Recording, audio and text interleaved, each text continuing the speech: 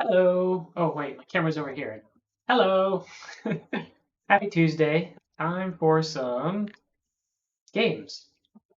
I do some miscellaneous Commodore 64 games for the most part. Probably might do some other things, but we're going to start with the new Empire Strikes Back game. In here in their fancy disc. I don't currently have my C64 set up for streaming. I think I have everything basically ready for that, but since I don't have a working CRT to hook it up to either, I'd have to play on the big TV, and that'd be weirdly offset from my retro streaming setup downstairs. And I haven't actually tested this one on the Commodore 64 anyway. I can tell by looking at it that it will take a very long time to load on a real machine. Hello, C64 one. It was not apparently optimized for that. There's no fast load module on this thing. It's just one big giant 202 block file on the disk. So let's get this started. Go ahead and embiggen this somewhat. We're going to be loading at 10 times normal speed, and it's still going to take a little bit. You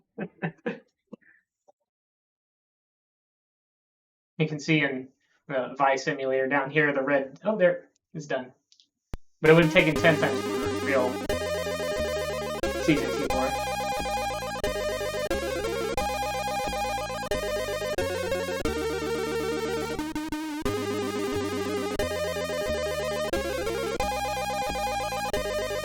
You can't actually draw faster than this.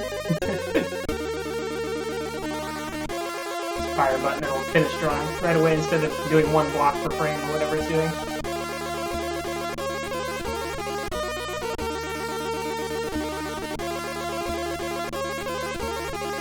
So how is C64 1 and Reverse doing?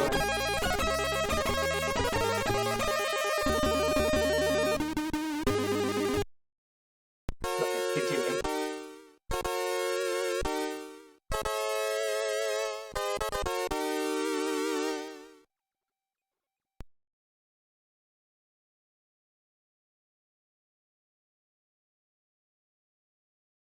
I was asking how C64 1 and Rayburst are doing.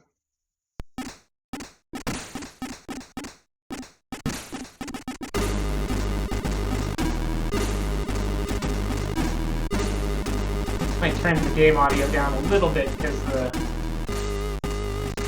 seems like it might be running a little loud. Let me know if it's too quiet. Here we get the score breakdown.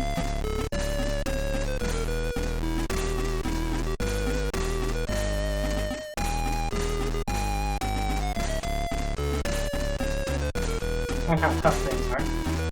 Yeah, this came out May the 4th this year, so this is the newest C64 game that I have. It's on itch.io, if anybody wants it.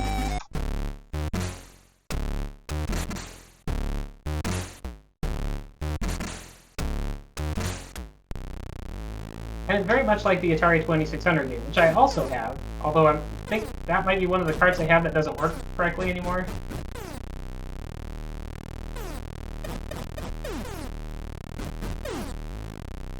We're just gonna... But this does have, this has a number of gameplay changes. As far as it has ATSTs and probe droids, which is the original did not. You can't land for repair, but you have a more visible health bar, and at the end of each stage, you get healed up.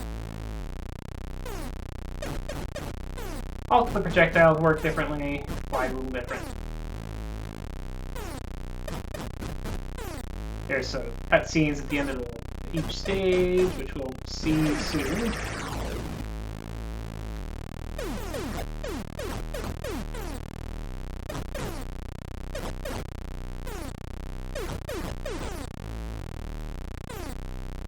Doot doot. Doot doot. Doot doot.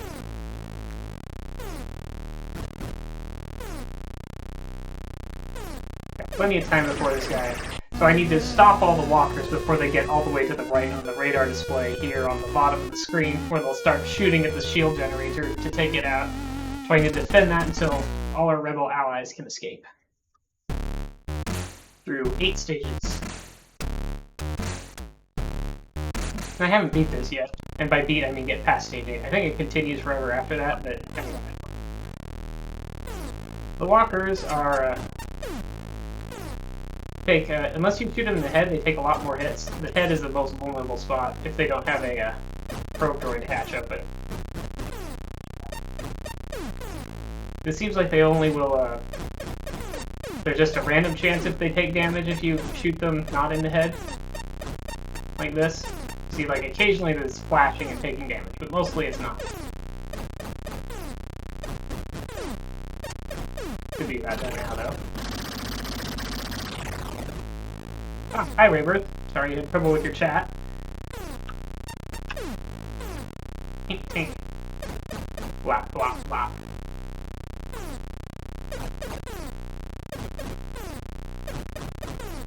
Doop, doop, doop.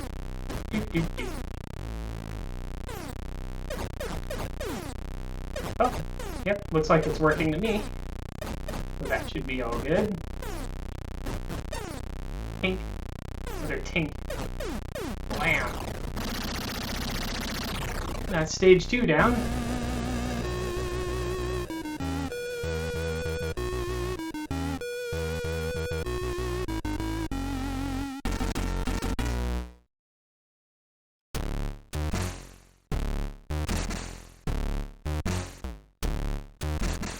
Swift attack. Now we just have... Oop. Now I got hit by that one. Probe droids start showing up and trying to ram me. Gotta shoot them down. I think they might eventually run out of gas, but mostly you just have to keep blasting them. Or you have to blast them before they run into you. It's actually quite a lot of them. At this rate, I might not get this ATST down in time. Yeah. Ah, got hit again. Almost down to half, and I haven't... Okay, 1 down.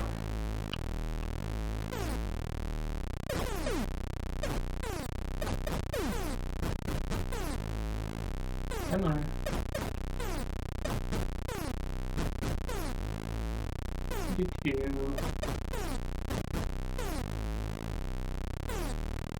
And supposedly, if I can avoid taking hits long enough, I'll have a period of invulnerability. But I'm not actually sure if that starts on a later level, because I haven't seen it yet. Or if you have to get hit first. The Atari version, some music plays when that happens, but this one doesn't have that, I guess because they want to keep playing the sound effects, and the voices available are too limited. Man, I'm about to die. Really like to survive this stage, but if I get hit again, then I'm not going to.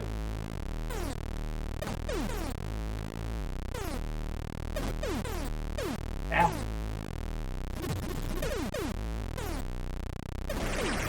Really want to keep pointed to the left when I'm attacking these ATSTs so if a droid shows up, I'm pointed the right way to shoot it.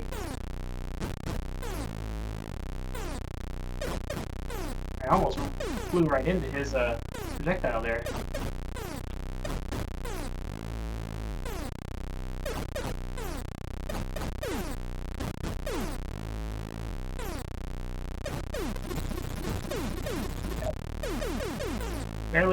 Barely got that one.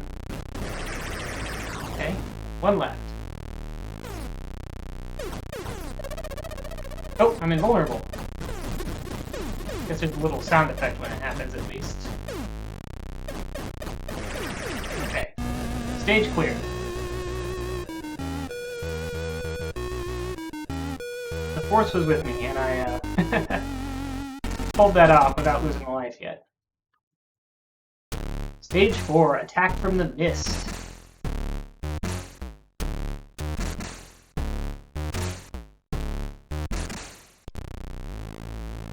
We have some misty conditions here. And the AT-ATs have launched Viper droids. Ah. Now if I can hit those... Yeah, it blasted me.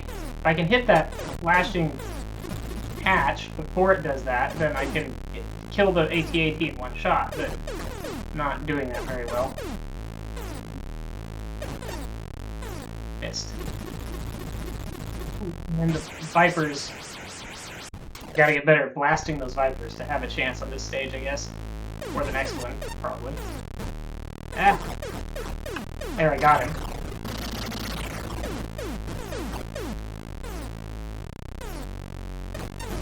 Now there's different places those hatches can appear on the AT-AT, but so far it's just appearing in that one for some reason.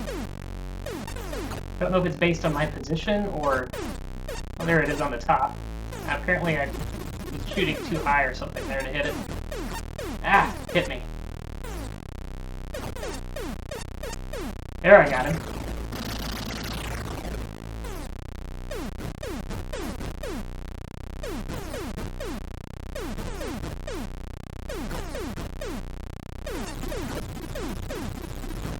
Ah! Oh, I got hit by all the things at once hit me.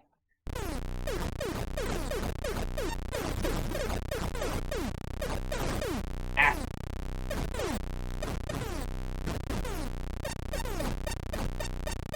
Tink, tink, tink, tink, tink, tink, tink.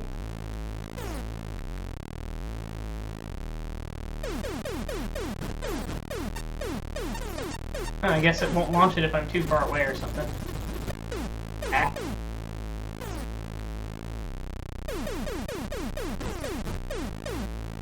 I'm gonna leave that guy be. He's gonna be slowed down, and he'll slow down the guy behind me. Whoa, probe droid. And I got hit.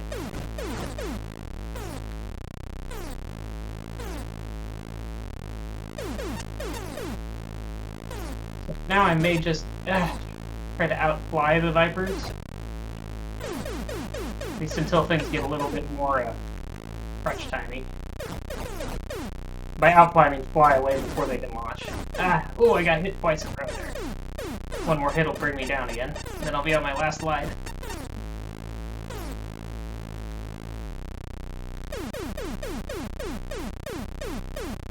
Still got a little time before they get all the way to the right, though, because that first one can't... Oh! I dodged anyway. Or I dodged incorrectly. I could have probably swung down again and been okay.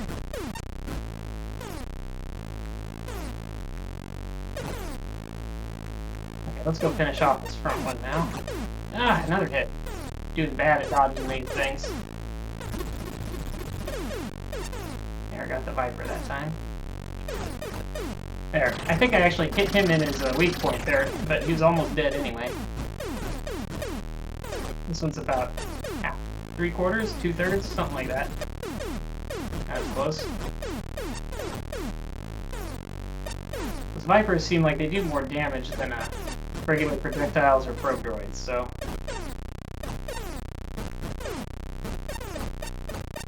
Almost got it. There we go.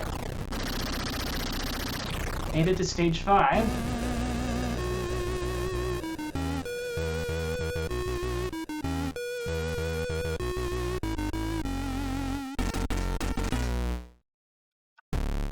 Empire Strikes Hard, stage 5.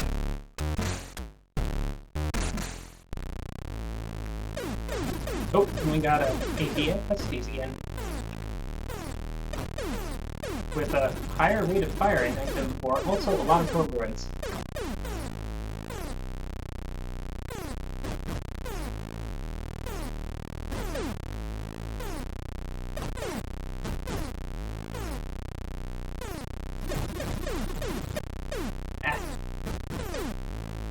Really need to not rely on rapid fire when those probe droids come up and time my shot to hit them.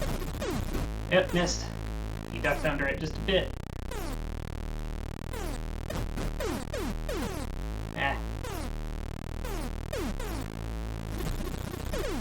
Oh, almost the shield generator now. See it there on the right side of my screen. Okay, one down. But I'm about 3/4 dead.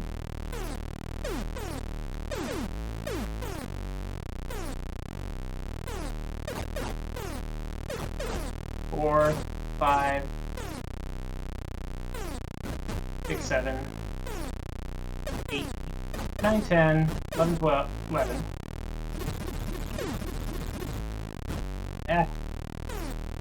13, 14, 15, 16, 17, 18, or no, 17, I think.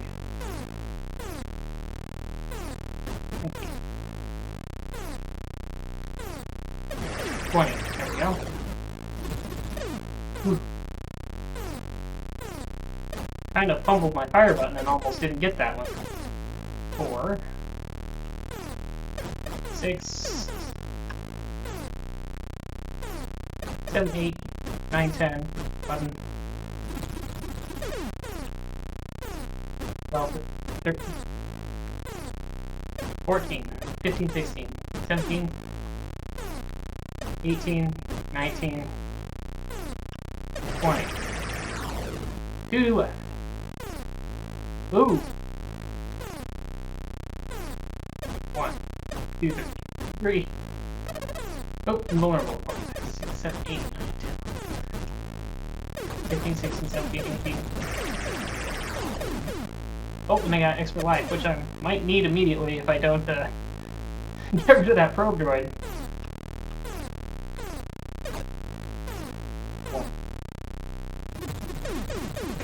Oh, like flew above and below my projectiles there.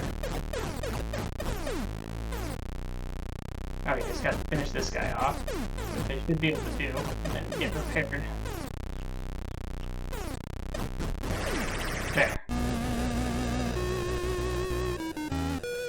I think this is the furthest I've made it in this game, actually. Probably won't make it past the next stage, though. Twilight Battle, Stage 6. I believe there are 8 total stages. Got some cool different colors now. Ooh, ooh, ow, ow.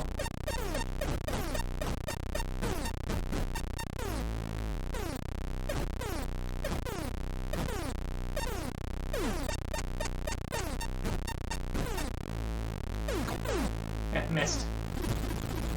And the Viper's coming, and I got hit by it.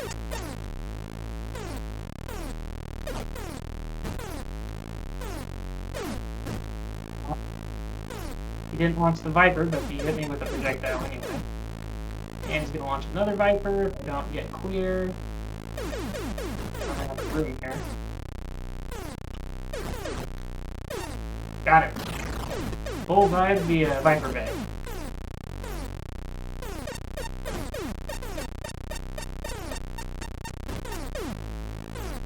All of that, and it was only counted as 2 hits, I think.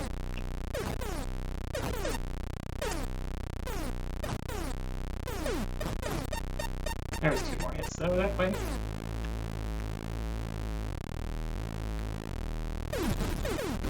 Oh, probe droid. And then he blasted me in the face. Oh, I gotta do something. Did it crash into the ground? I'm not sure what happened there. I expected to die from that.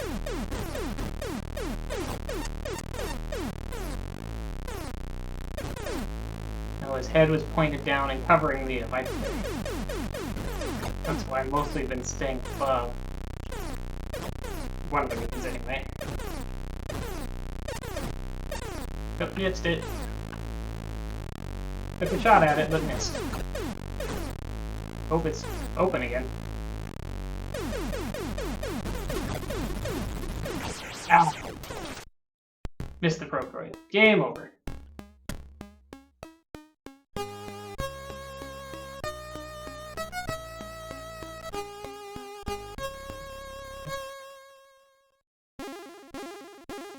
It's a high score table, but it doesn't save.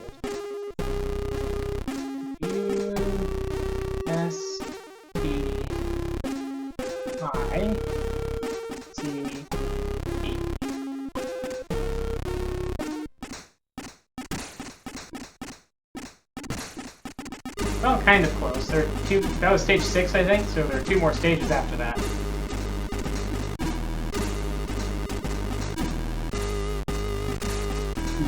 Well, let's try again. I almost beat Obi Whitting's score.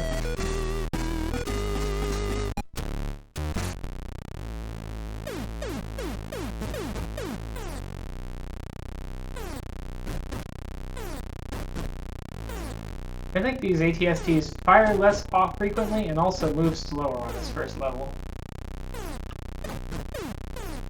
And of course there aren't the probe droids as well. Makes this level a lot easier than the later ones with ATSTs. Or anything else for that matter.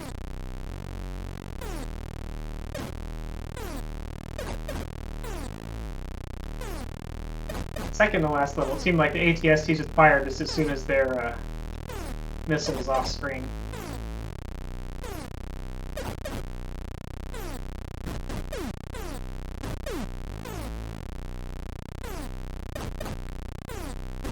This one, there's a clear delay.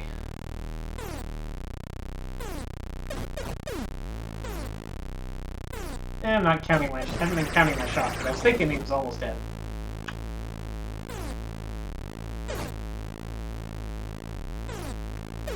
Whoop.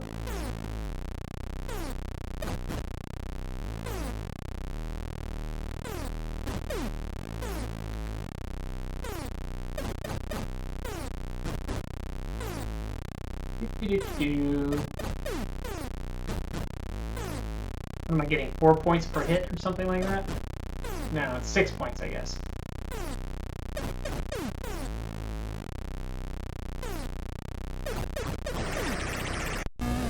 There.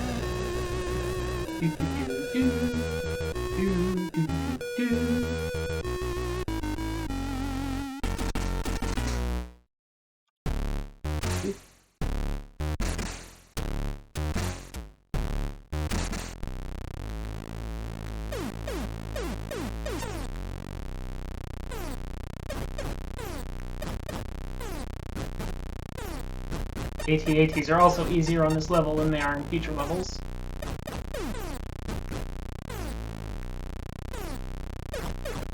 Or you more easily just park in front of these guys and shoot them in the face.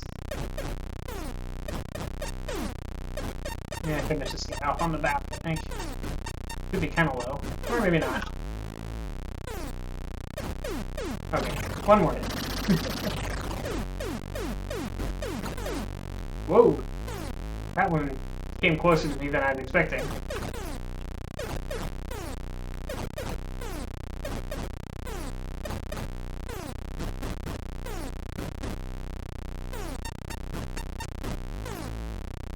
Do-do-do. Easy level. Now probe droids are going to start showing up, I think, which will make it trickier.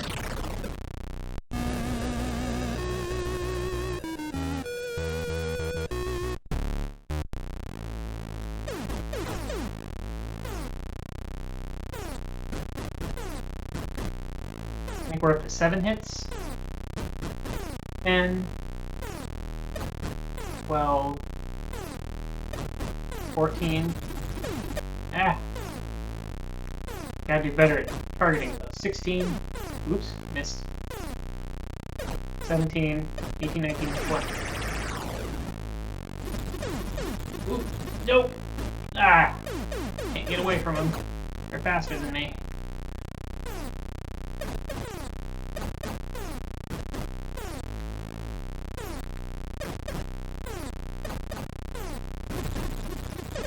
There we go, got that one.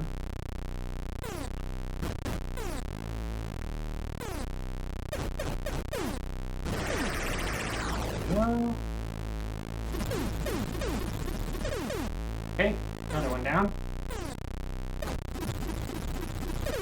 That guy showed up right away. Wonder what controls they're spawning, if it's entirely random. Just like intervals. But sometimes they seem to, like, they stop coming for a while.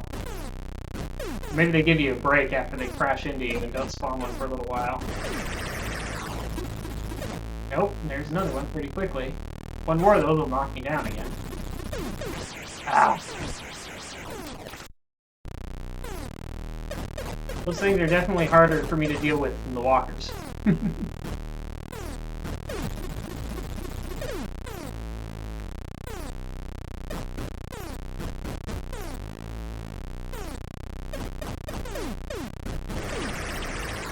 Alright, one more.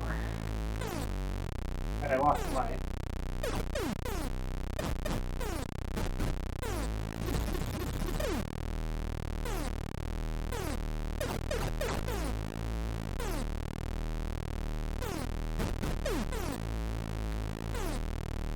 we can do. Constantly listening to sit here for that for the probe droid sound to come up.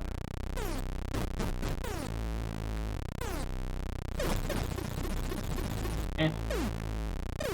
There we go.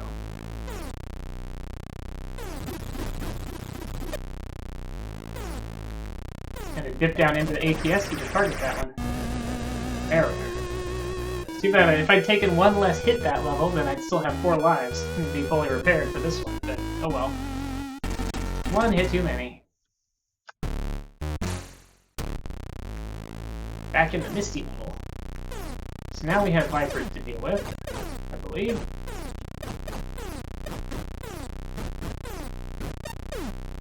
Nice. Got lucky there.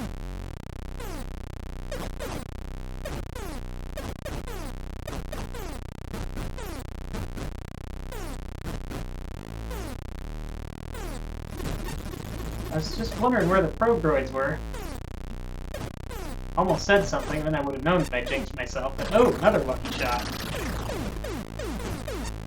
Ooh. Missed.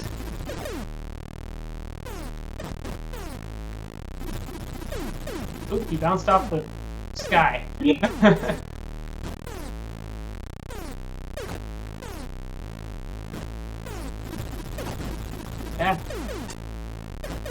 Nope.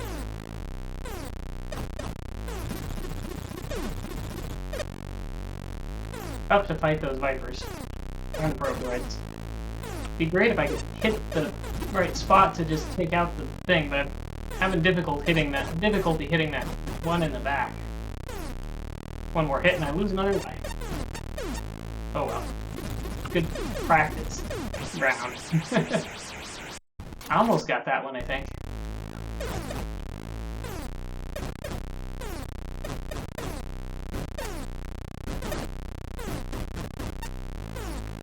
This walker's almost dead. Ah. I should really count the number of hits it takes to bring them to each of their damage phases. They do show some damage as you continue to hit them.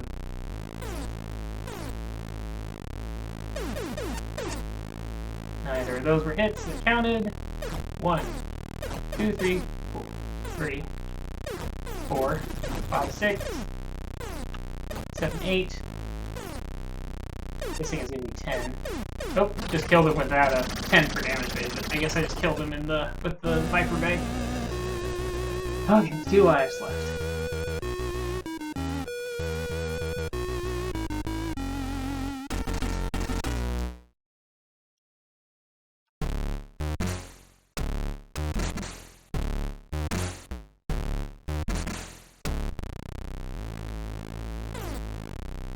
ATST. Shooting pretty rapidly now. 5 hits. Quarter of the way for this one. 7, 8, 9, 10, 11, 12, 13, 14, 15, 16. Ah, took a hit. Barely stopped that guy from hitting me. I think I need 2 more hits for this ATST. Nope, 1.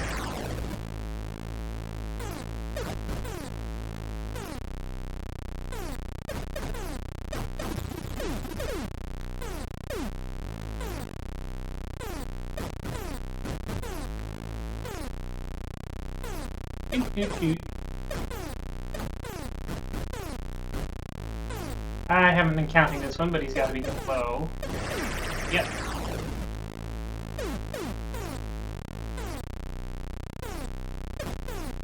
I think that's 3. 4, 5, 6, 7, 8, half. 2, 3, 4. Oh, invulnerable. 8, 9, 20.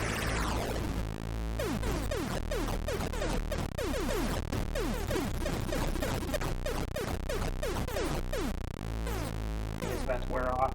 Oh, I guess I had a little bit more time on it. I think it's supposed to be 15 seconds that you stay invulnerable. Good, and I got an extra life. 20,000 points, I think.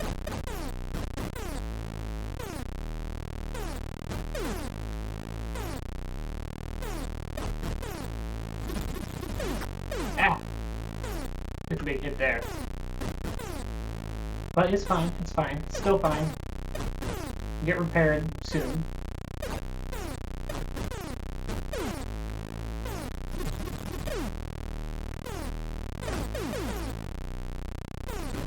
Oops.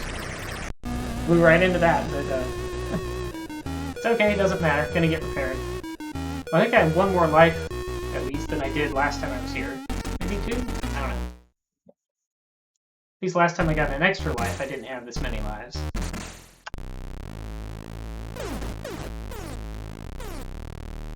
Yeah, these AT-ATs are a little more aggressively firing now.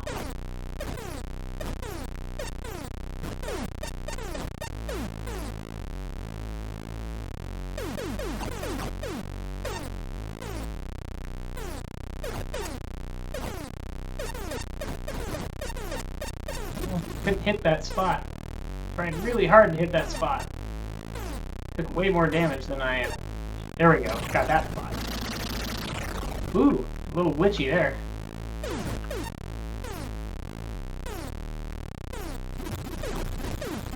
Ah, taking all the hits.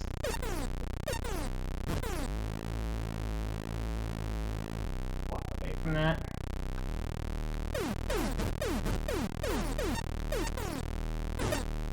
Got it.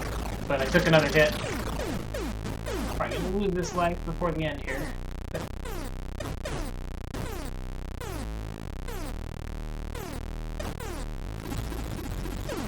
Oof. I bounced off the sky and then threw my aim up there. Oh, whoop. It's spawning me in a weird spot. Over here.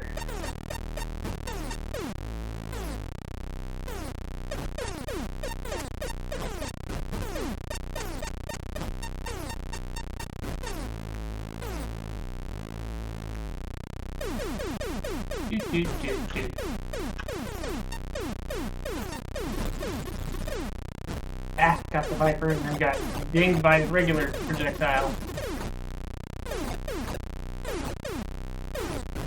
Ah, taking too much hit damage. Trying that. Avoid the Viper. Avoid the Viper launch. Get dinged by his regular attack anyway. At least it does less damage, I think. Barely not getting hit now. Okay, we're still a little ways from the base, and this guy should be almost... God, hit me again.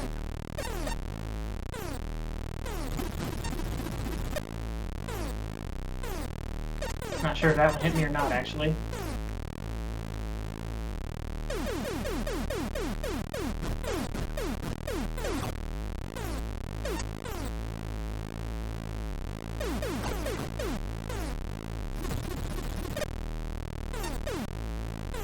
Let's just try and finish this one off. Ah, thought I'd get that one as he was flying up to me, but timing didn't quite work out.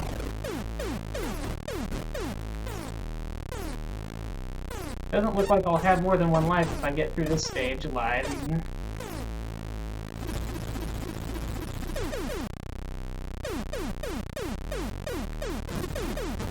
Ugh. Not dead yet, but close.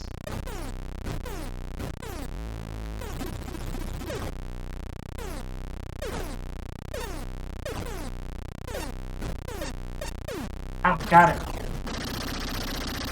Whew. One left.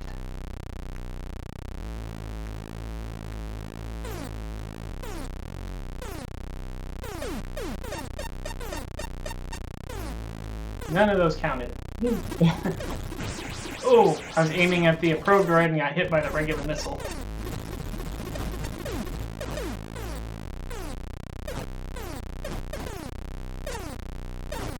Got it. Okay. Well, we made it another level. So I think we've made it this level before, haven't we? This is like... Oh no, I guess not. Empire of Darkness. Woo! Yeah, 30,000 points. I haven't had this many yet. Now we got a cool night scene. Cool starry sky and stuff. And some nasty ATSTs. This guy's shooting a lot. So I at least think I might have it. Oh, those probe droids are faster now too. Like really fast.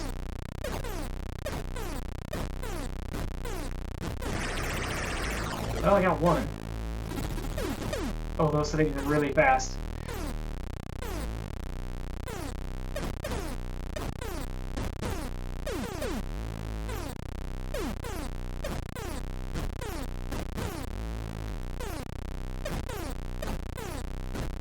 Sort of tempted to see if this runs on the PAL version, on a PAL Commodore 64, where it go a little slower. Not sure if this is NTSC only or if it has a adapts to a PAL automatically. I know there's a separate build for it.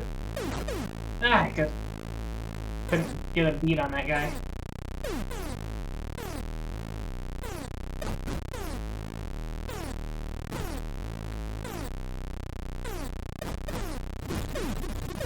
Oops, missed. Almost hit it.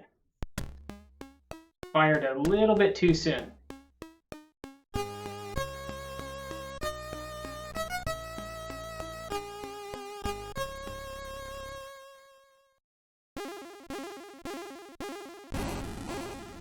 Do. U S T I C E.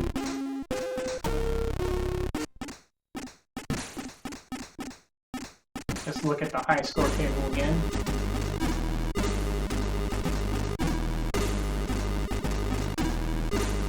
Sid Stanley's on top. Darth Spans.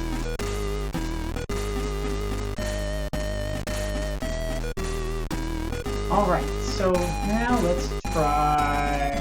Now let's just do some other thing for a little bit.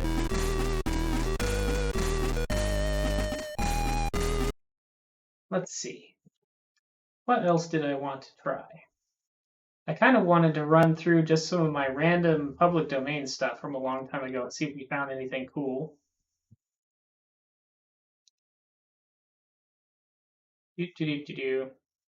Or look at something weird like Red Obelisk. Let's see. FPCL, that has a lot of stuff.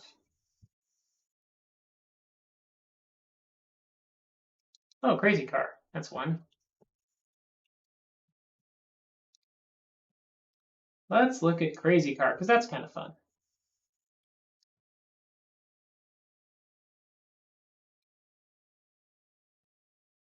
I don't need to use my fire button so much. My thumb's getting a little sore. On the using the numpad with the 0 button as the 0 key is the fire button. This one I don't have to use it as much. And I kind of like the music. It's happy.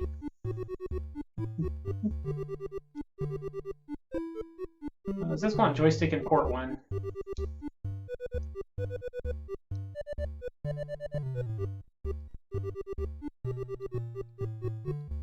Let's see here.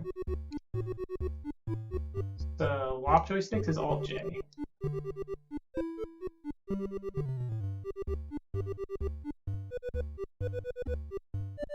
Oh, I guess it's auto playing. I seem to have no control. Oh, here we go.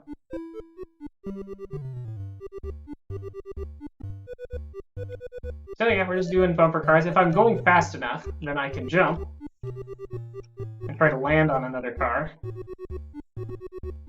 Also try to just bump cars into the side.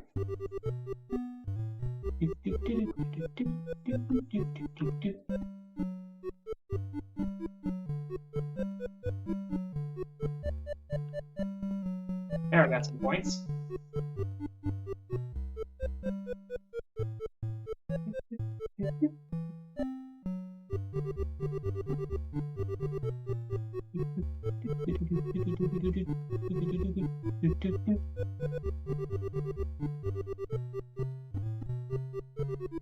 Hey, I got that. Knocked that guy out.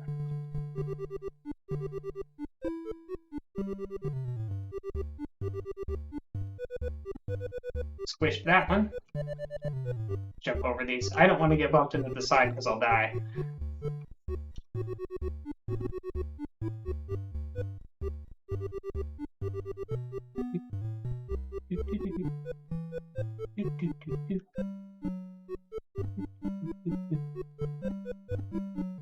Ooh, I also need to keep my speed up because I think I'm going to need to jump soon.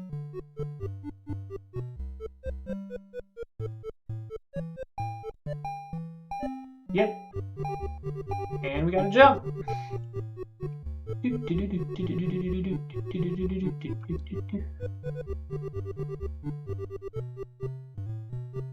And get gas.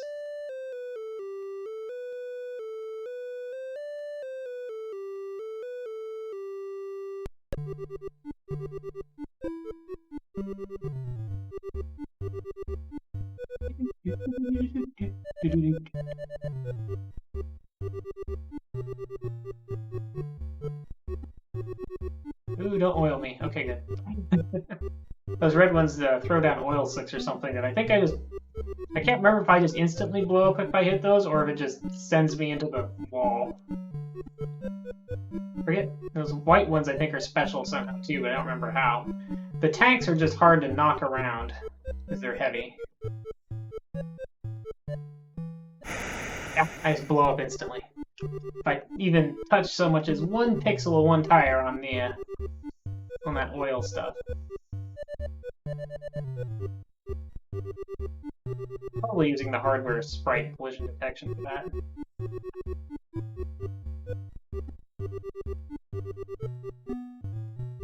Nope, jumping over that. Can I land on the tank? Nah, missed the tank. Jump again, hopefully get somewhere where it's a little more open. I lose speed every time I land from a jump. If you're going too slow, you can't jump. And how fast you're going also affects how long you stay in the air.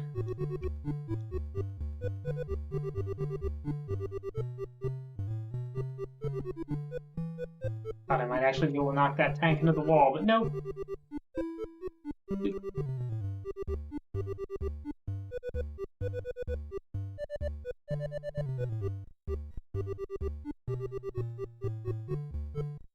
Too big of a glom there to try and drive around him, I think.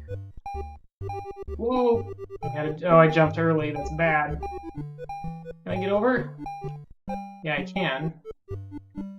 That was somewhat bad, but it worked out, I guess. Oop. Didn't need to jump there. Just needed to be over a little bit.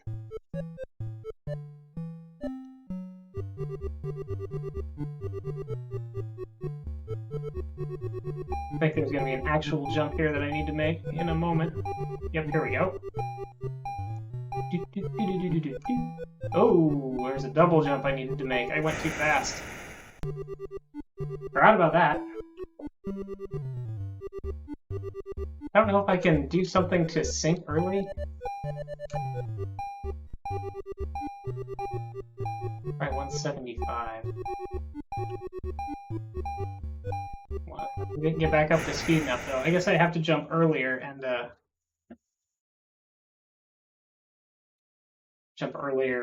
then be able to jump again. That's crazy car. Kind of a fun little one.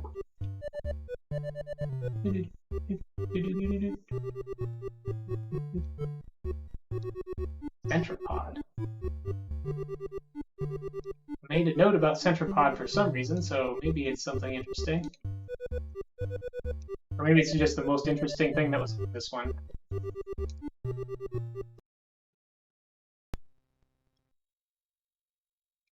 Press the space to start game.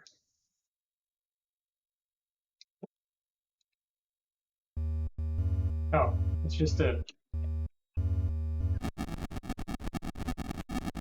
centipede game, it looks like.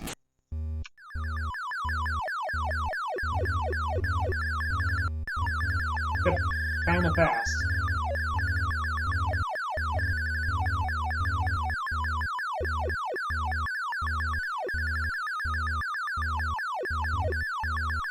Well, now the thingies are down here, I can start blasting them.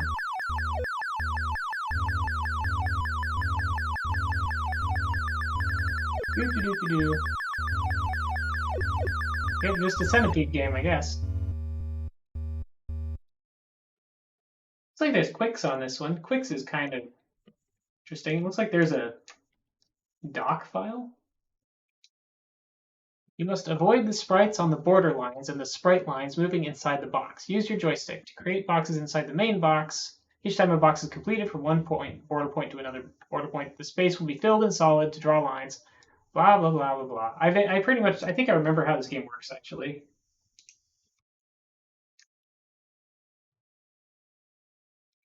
Oh my, let's just, oh right, this, so I used two different emulators, and I guess I have their keyboards configured differently. So when I use the C64 debugger, I have its keyboard configured like I was actually using a C64, but apparently this one doesn't. My Vice doesn't work that way. Astro Panic. I'd look at a couple of these. World Conquest is basically Risk. I kind of remember that one too. Galaga is, of course, Galaga.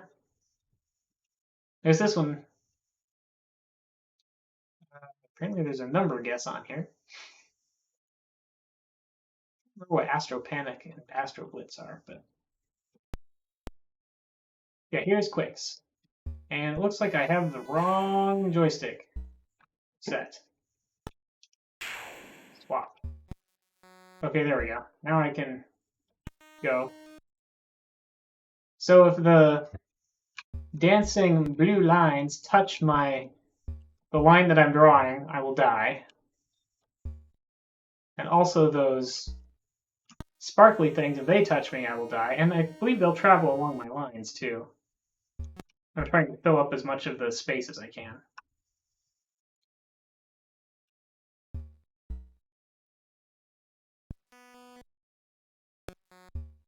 The lines won't hurt me as long as I'm not drawing a line. Ooh. Also have a time limit, it looks like, from the bar on top there. Not sure what my target percentage is, but I apparently haven't reached it yet. Yeah. Oh, I guess my timer resets when I die, though. There we go. A little hard to hit the... those quicks lines are being... I guess I have to... Okay, I can't, like, hold a direction and... It's hard to hit my lines, because I have to, like, go to them exactly and move. I can't hold, like, right and go up and down. I guess I can hold left and go down, and that works.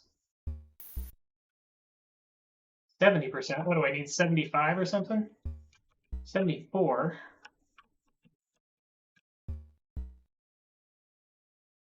75. All right, and now we get to do it with different colors. Woo! Fill her up. Now this game, I'm pretty sure, must be using the bitmap modes. The multicolor bitmap mode? Can't quite tell if it's using fat pixels or if it's using multicolor bitmap mode. I guess it must be. Or they're doing some very weird, complicated things.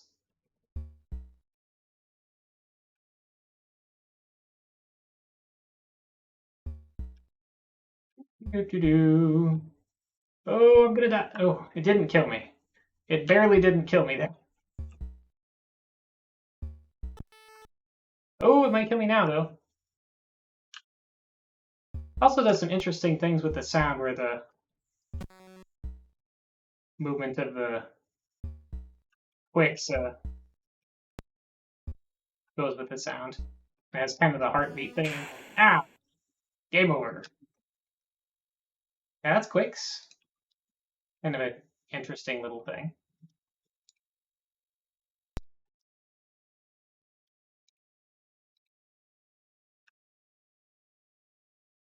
wonder if I can stick a... Do I have a fast load cartridge in here? And if I do, I don't know what folder I have it in. Go faster.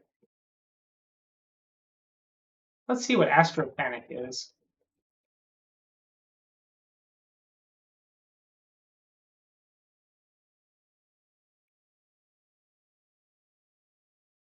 Okay, that's you have to manually.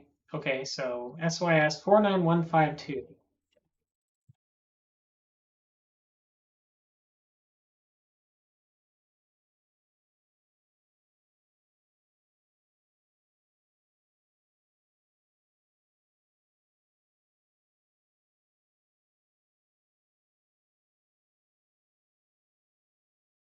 Joystick in port 2. I think they're in port 1 right now. Yeah, there we go. Okay, so it's a little shmup. Hi, Slothy Sunday. I'm just running through my public domain stuff right now. Some old public domain stuff right now. But I will do Empire Strikes Back again, I think, once my phone is rested from the fire button on that one, where I'm pretty much tapping or holding it down a lot. Yeah, that's just kind of a not very exciting one, I guess. I think Quicks was the most interesting thing on this disc, probably.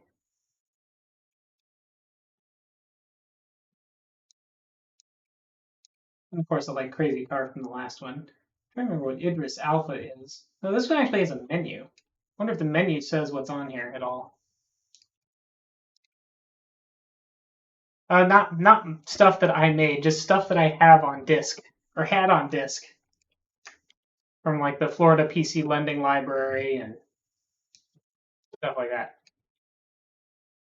Okay, let's look at Euridis Alpha. I don't think this is anything special because I probably remember it if it was another cool game that was on the same disc as Crazy Car.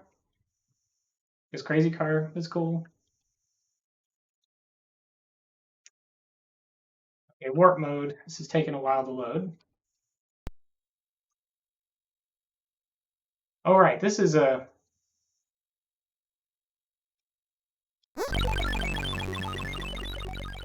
I'm not really sure what's going on with this game. Except it's fast and has shooting, and I don't know what's going on really. And it blew up.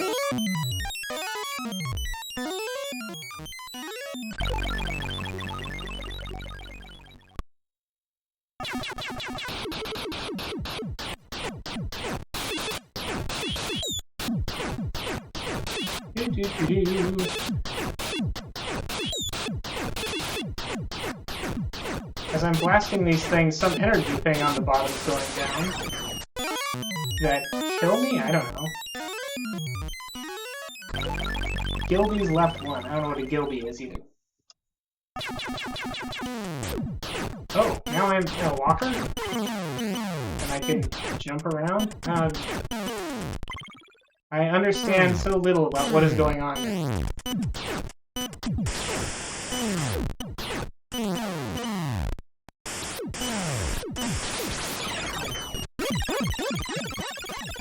See, like, I have no idea what any of this means.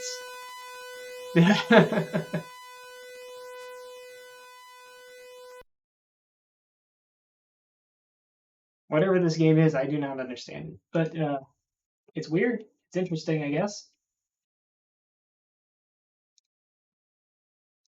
Let's look at one more random disc here, and we'll go back to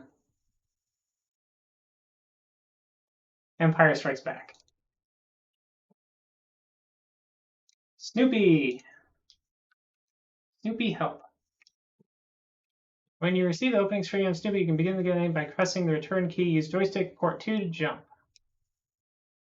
Okay.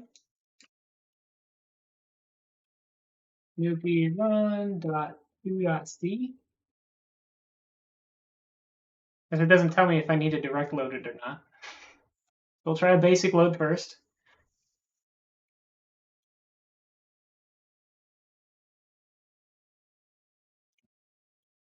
warp mode for the emulator, so this doesn't take all day. It's 48 blocks, so it'd be a little slow.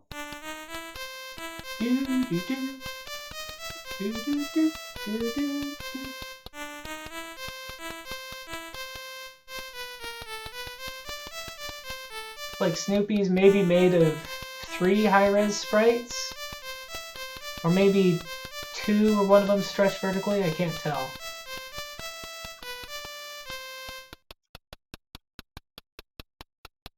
Oh, return to start. This is not a very good platformer.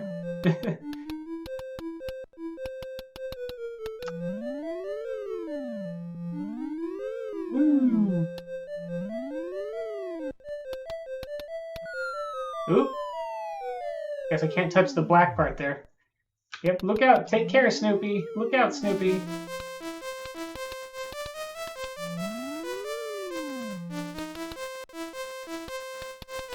Good luck, Snoopy. Yeah, the ears... Oops, I meant to jump straight up and down, but apparently I have to release it for an entire frame or something. I'll stop here. Oop, I can't...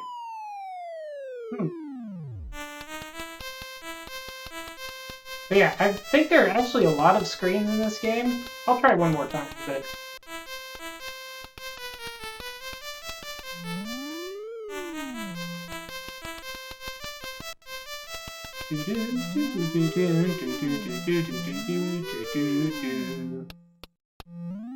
Woo!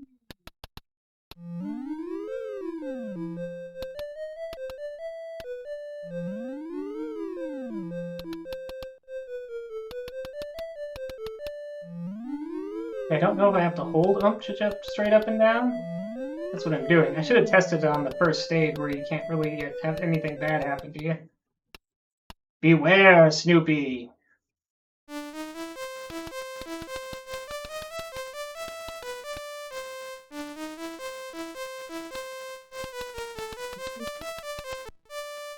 It's possible, Snoopy!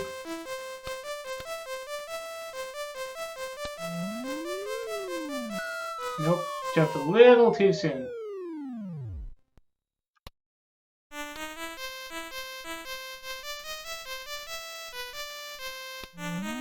This might be too late.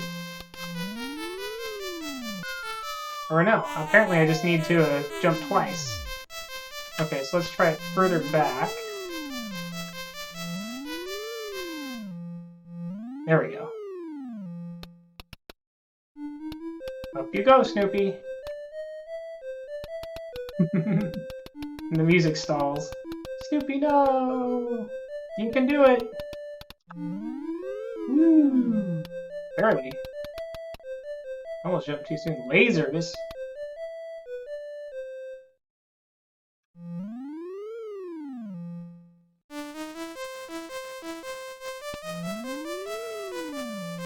Ooh, almost got my nose there.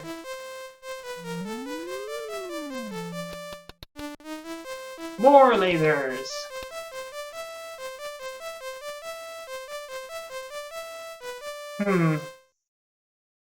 Probably not gonna get this one, because I'm pretty sure you'd have to time a jump in the middle there to not...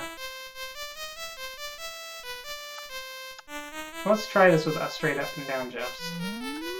So if I jump...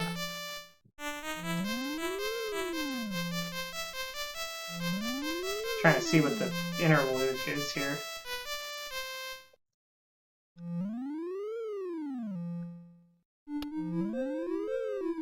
Oh, a little too soon. And I'm dead. There's a Snoopy. Let's look at one more disc. Oops. No, I don't want to edit this disc.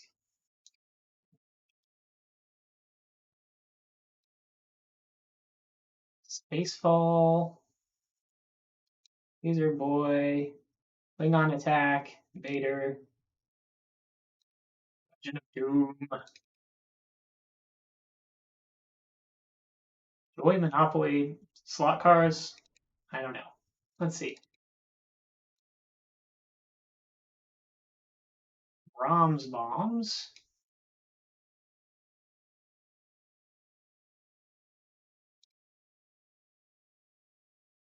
It's plasmoids.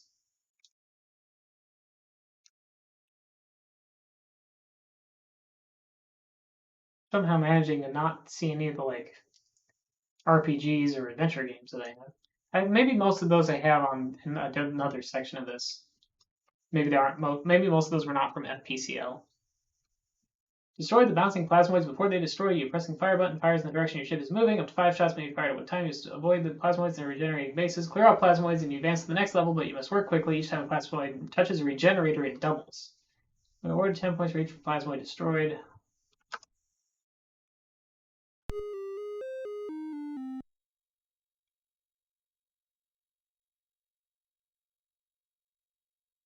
Okay, is that the wrong joystick? Okay, yeah, that's the wrong joystick.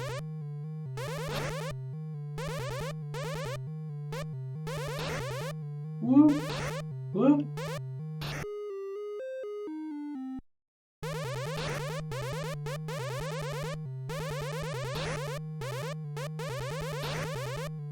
Based on the bullets being fat, we seem to be using a multicolored mode.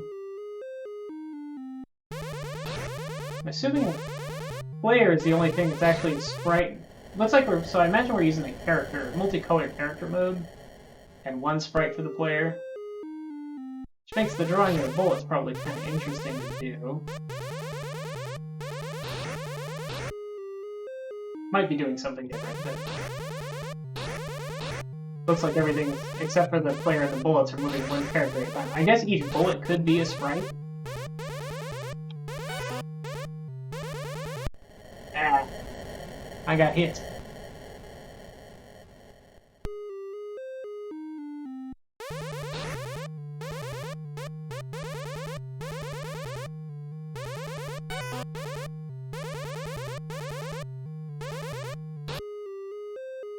Dude.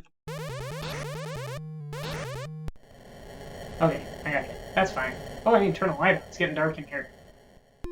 Maybe it was always dark in here, huh? Ooh. Ah, I am visible.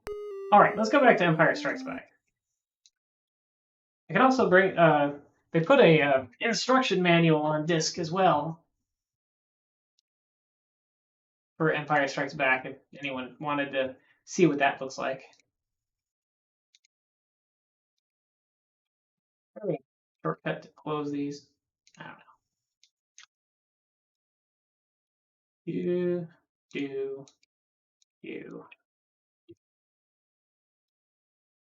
Yeah, this game, 202 blocks. It does not have a built-in fast loader, so it would take a long time to actually load on a real C64.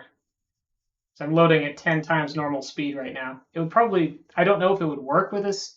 I would assume it would work with a C64 fast loader as long as it turns off the cartridge ROM bank when it runs. Because I imagine it's using the memory there.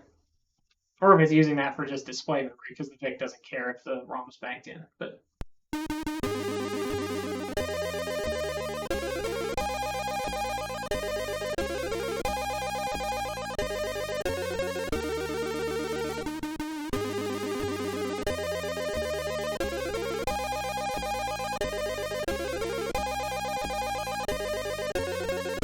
pretty nice title screen.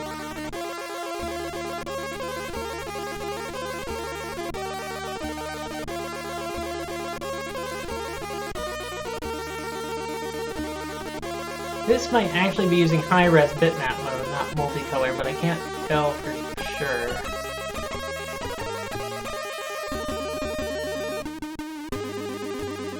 It doesn't look like the pixels are wide to me, but maybe they are. Maybe it's using multicolor bitmap mode, I can't tell.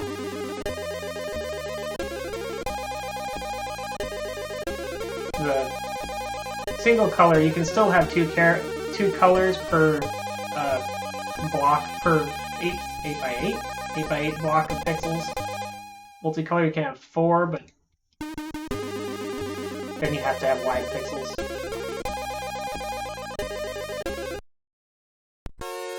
And the background and 2 of the colors are shared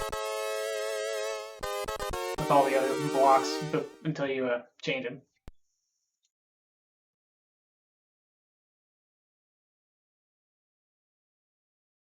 This has a very nice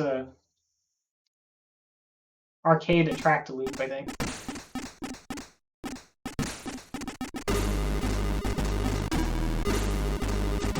Music's good too, I think.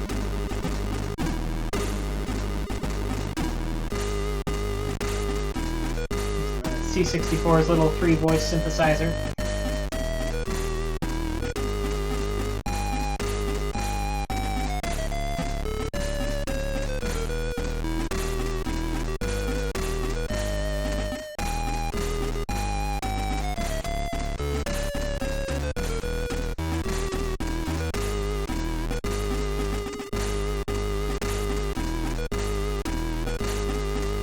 Credits run, because why not? Stage 1, Scouts from the West. So yeah, Sloppy Sunday. If you played the Atari 2600 Empire Strikes Back game, this will seem pretty familiar, since it's basically a reimagining of that, but for the Commodore 64. More enemies and some other gameplay differences, and different stages, a little cutscene in between each, and an ending. So it does loop forever, from what I heard as I watched a developer interview earlier.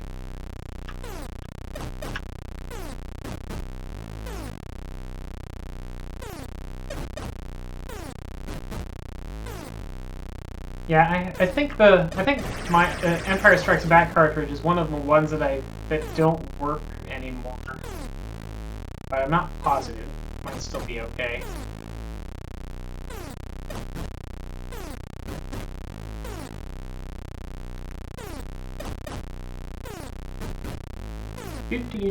First level, the ATSTs are pretty easy. And they don't throw any probe droids at you.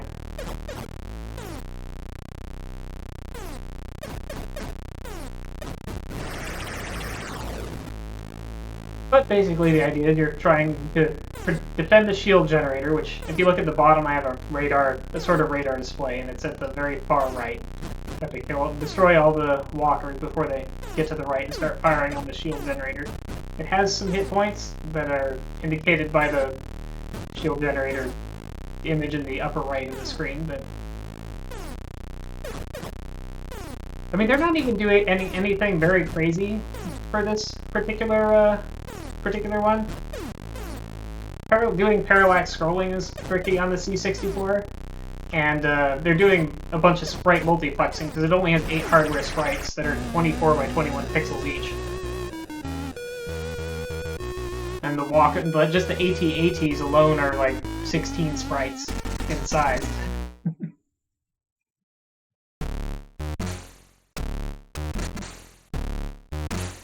Yeah, full screen smooth scrolling is tricky to do in the Commodore 64 because it only has hardware scrolling for 8 pixels up, down, left, or right, or 8 pixels X, 8 pixels Y.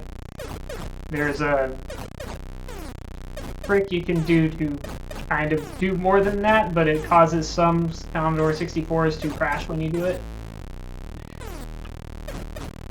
So it's not something very many games have used.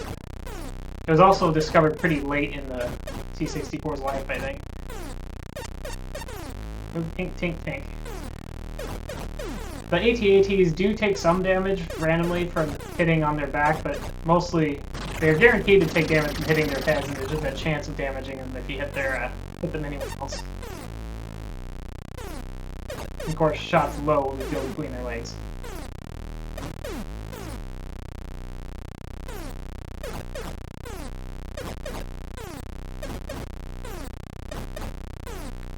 If I'm directly above its head, he can't hit me.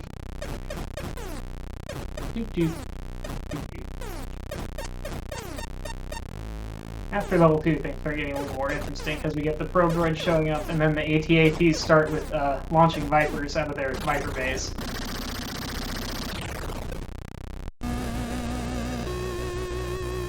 Stage cleared.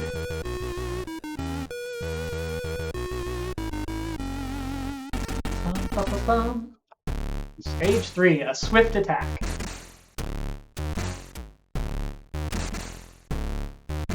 My screen's a little dusty. making it hard for me to see the stars.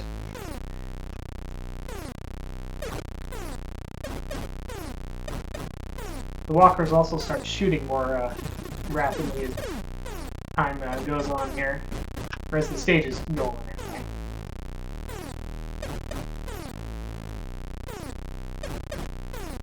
Doot, doot. Doot, doot. Okay, one down, 4 to go. Ah, barely got that one before he collided with me. Doing better on the probe droids than last time, but they're not moving very fast yet. Got about 10 hits. Ow! Mountain tagged me. Can't repair like you can in the 2600 version. But the 2600 version also didn't have stages that you auto-repair at the end of either.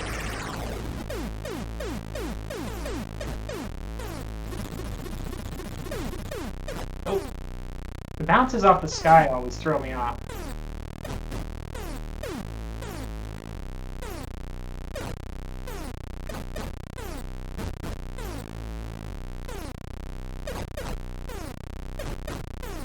The way the probe droids bounce off the sky makes it hard for me to hit them if I'm way up there. Ah! That one flew just over my shots and might lose a life on this level. I really would like to keep all my lives this level.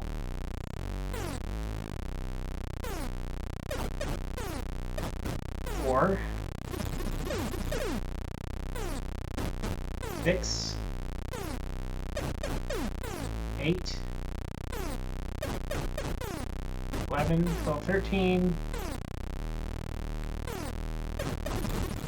16. Close. 18. 20. Ah! Got me.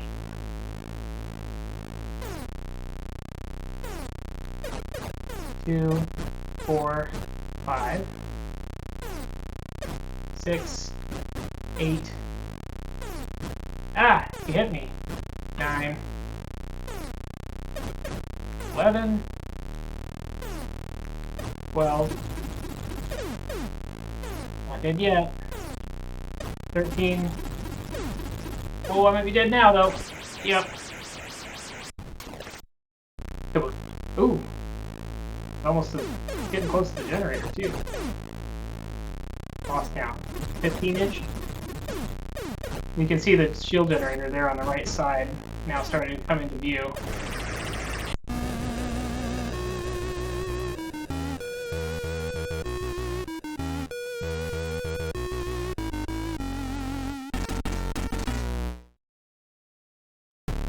Attack from the mist.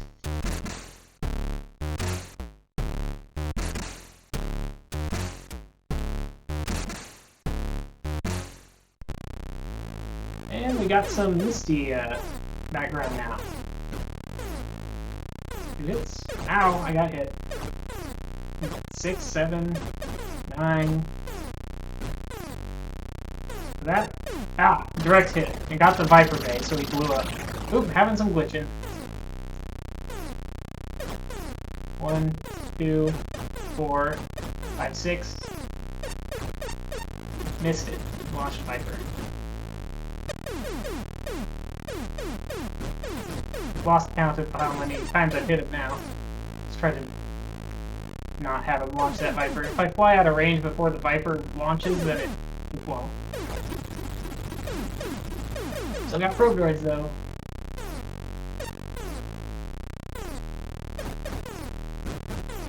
Alright, he's showing some damage.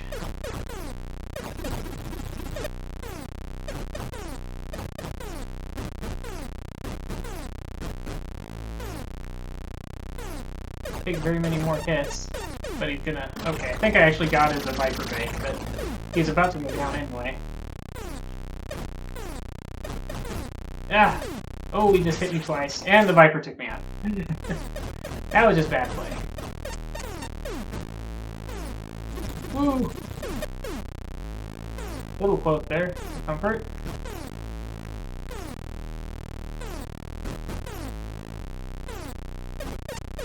Got him.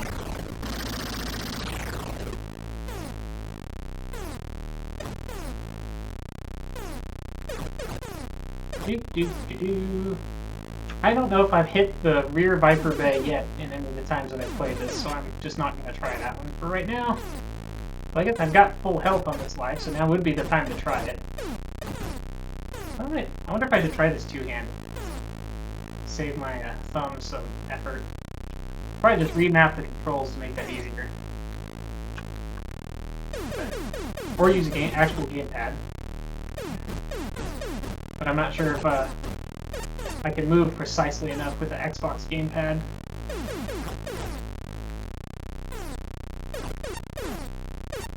Got it.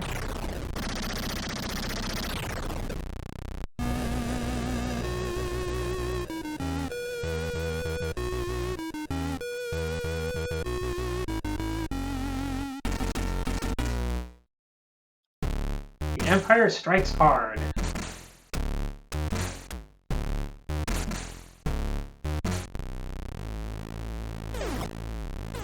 ATSTs again, but they're firing more rapidly now.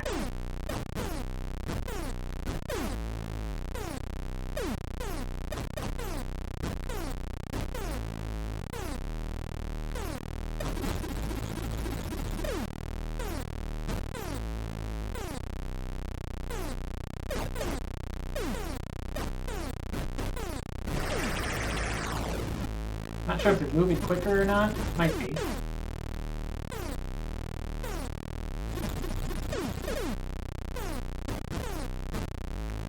The AT-ATs, I'm pretty sure, as you damage them more, they slow down, and that'll cause the ones behind them to slow down, because they can't be two on one screen.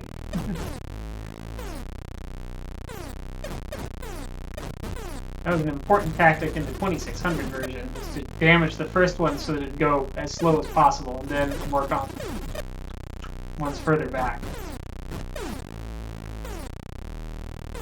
And,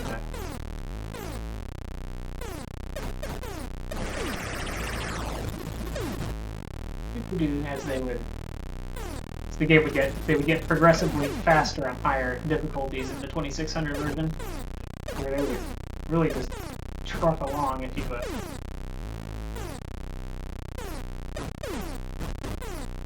get slow them down by damaging the front runners.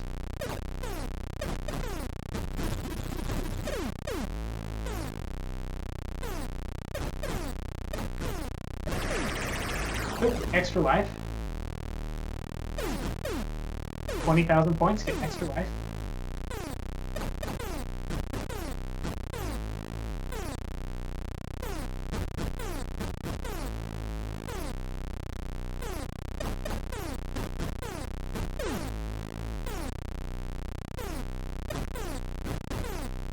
I think I'm gonna need some luck to not lose those life. Ah! Oh yeah, one more hit and I'm toast. I have to kill this last one without taking a hit, or I'll be down to just 2 lives for the hard part of the game. Oop, missed. Oh, I went down too early, right into it. 5, 6, 7, 8, 9, 10, 11, 12, 13, 14, 15. Guess total of 20.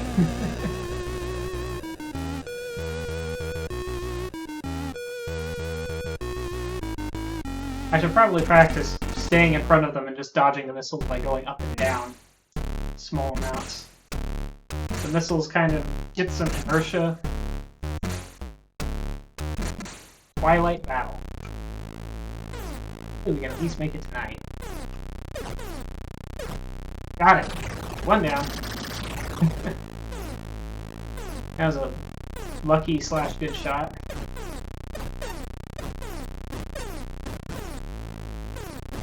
Ow! Ow again! There goes a third of my life.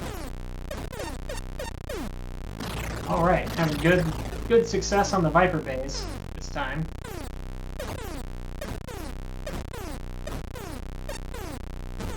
Not that time.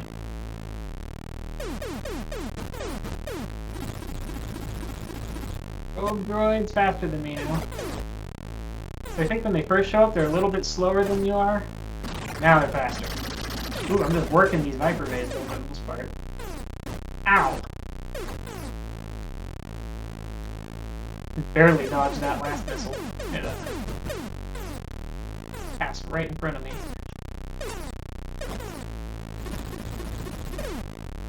I got the Viper. Ah! Keep flying into that as I'm flying away. Ah! Flip me. I think there's a good chance we'll make it to the next level, but I don't know about after that. Oops. Out in the face.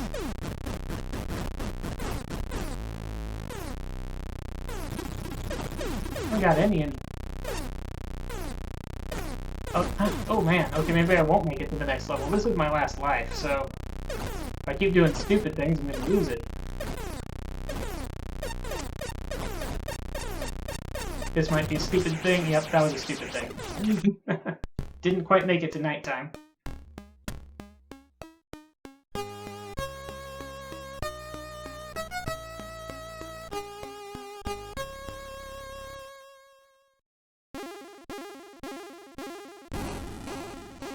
Maybe I can finish that AT-AT off, but... Alright, let's try again.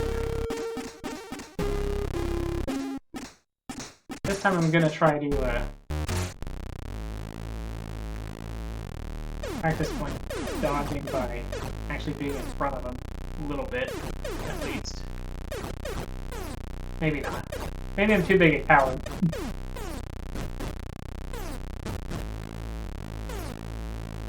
Try that from behind.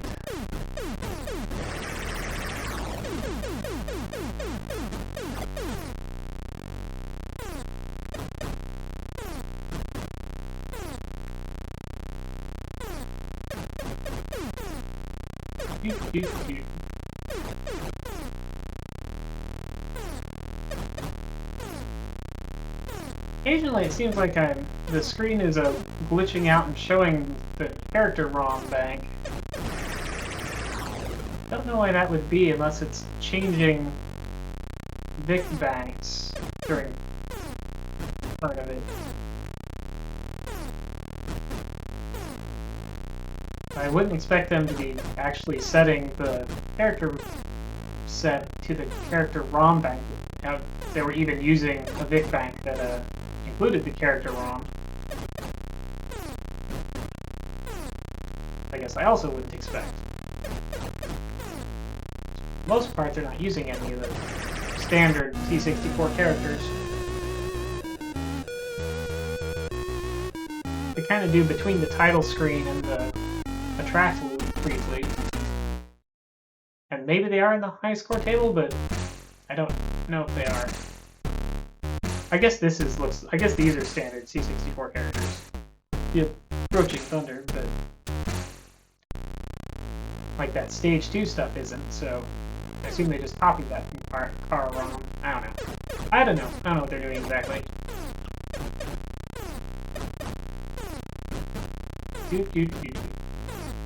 Oh, it's showing some damage. Keep meaning to count how many hits it takes for it to go to each stage of damage, because I was originally thinking it might be 10, but now I think it's more than 10. For the first stage, anyway.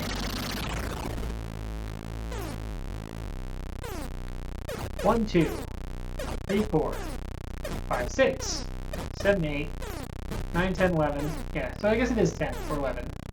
12, 13, 14, 15, 16, 17, 18, 19, 20, 21, 22. Okay. 23, 24, 25, 26, 7, 28, 29, 30. Okay, I guess 11, 21, and then they blow up at 30.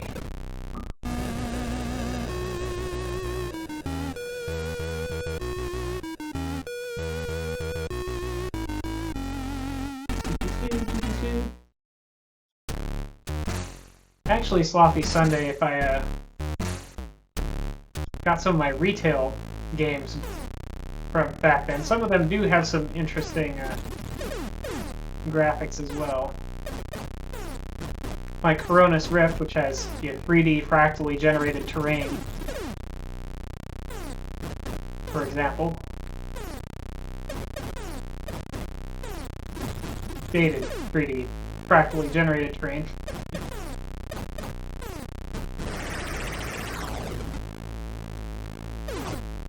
I can't remember if that's one I was able to image or not. I forget if it had copy protection or not, but I think if nothing else, I probably have a craft version somewhere on PC.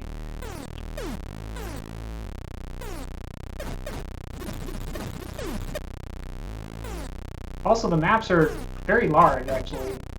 I never really was able to map any of the levels out, but I did eventually like look online. It's like, okay, how big are these maps? It's like, oh, these maps are actually quite big.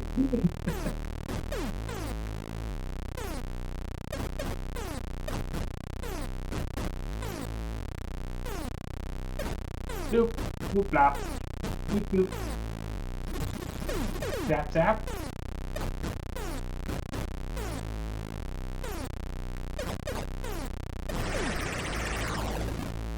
Let's go.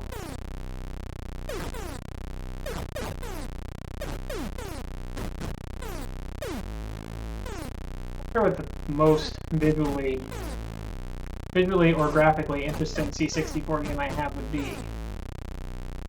I'd probably have to go look at my boxes and think about it.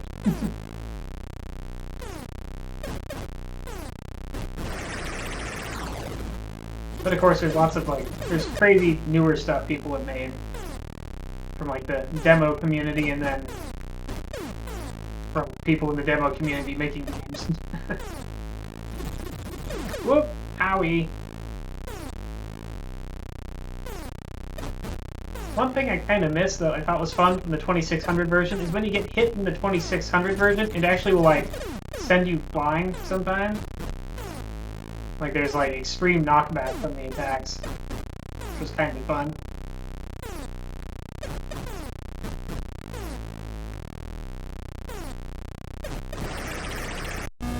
Okay, managed to not lose a life there, that's good. Would have been a pretty big waste. Because you get repaired at the end of the level, so... Attack from the mist again!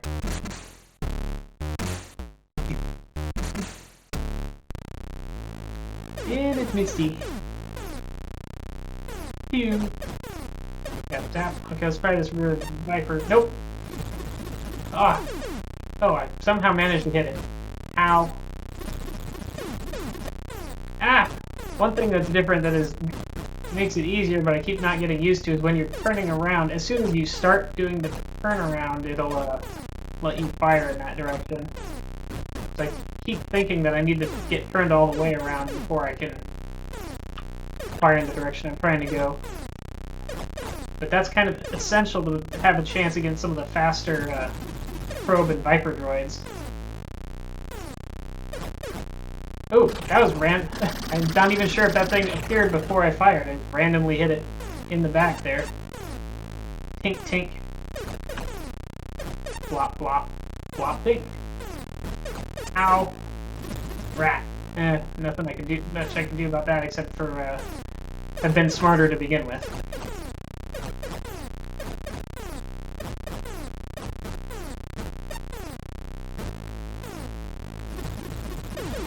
Ooh, it's the sky bounces just get me all the time. Oops. At least I crashed into that last probe droid before I went down. Tink, tink, tink, tink, tink, tink, tink, tink, tink, tink, tink. There should only be a couple more hits, I think. 3 hits. And I took it, but oh well. Flop, flop. I'm in a bad position. Try and hit that bomb bay, or viper bay. In the 2600 version, they're bomb bays. They just fire only bombs at you, and the regular projectiles didn't home. So a little different from this version, where the regular projectiles home. Although the homing projectiles in the 2600 do home somewhat more like the Vipers do in the setting.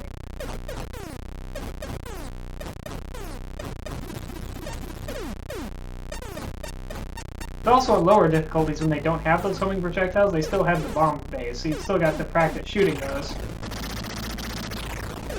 before it got hard enough to actually shoot bombs at you.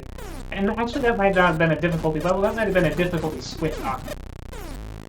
2600 had 2 difficulty switches on the ooh, vulnerability.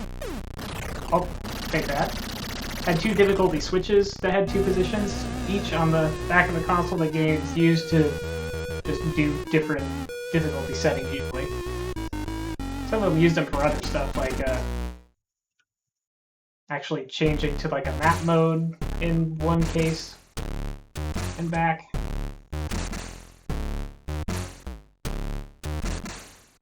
Few games did some interesting things like that with them.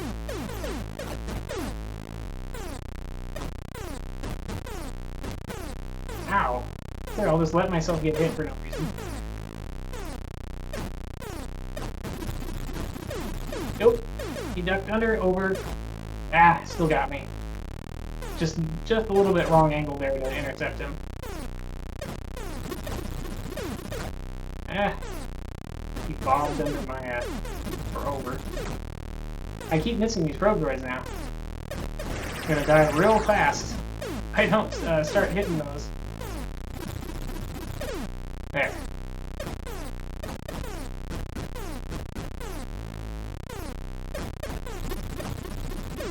Oh, I missed again. Fired too early. Now that one I thought I hit. I'm not sure what happened there.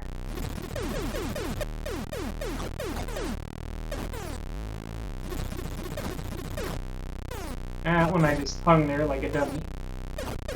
Okay, got that one.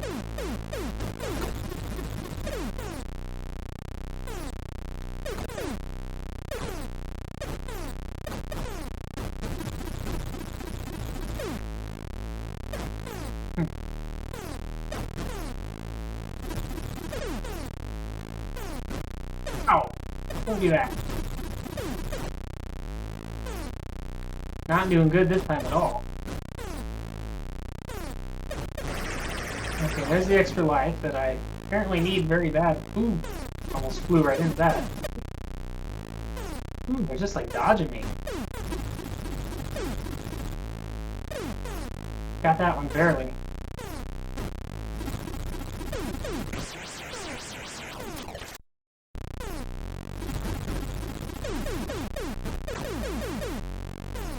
Lost my extra life.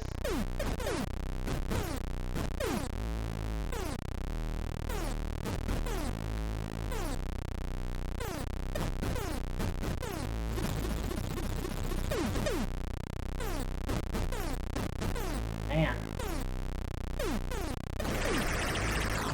Okay. Doing pretty bad, but at least if I can manage to come off of this level with 2 lives, I won't feel so terrible. I feel like maybe I have a chance to get to at least to the night level.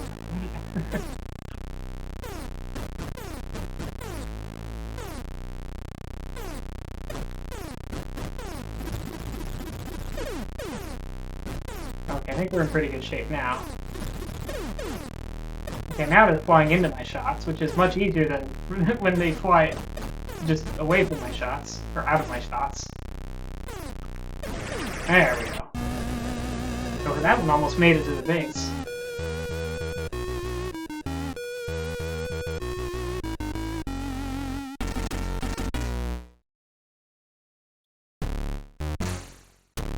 Twilight Battle.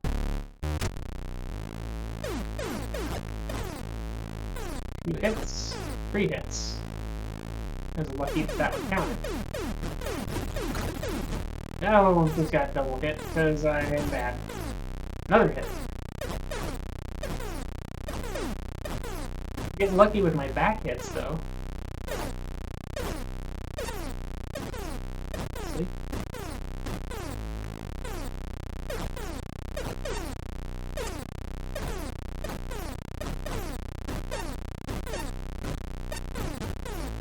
Yeah. But I'm just doing pretty bad overall.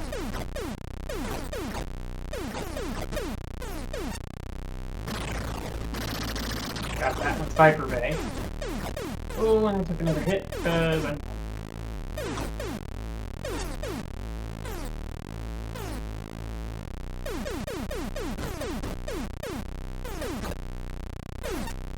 Oh, I thought maybe I was going to hit that one. Okay, one more hit will do me in. Yep, there it goes. Yeah, I'm not doing too well when I'm hovering in front. I feel like it's probably the more, like, correct way to go.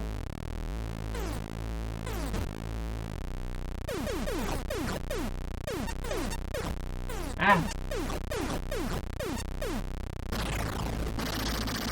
I'd definitely be able to attack more.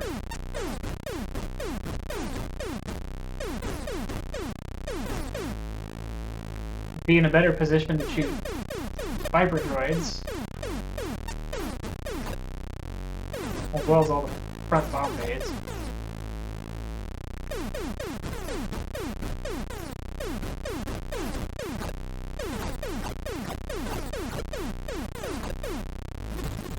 Oh, rogue droid.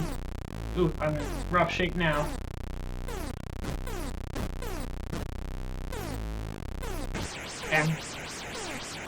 And I'm dead.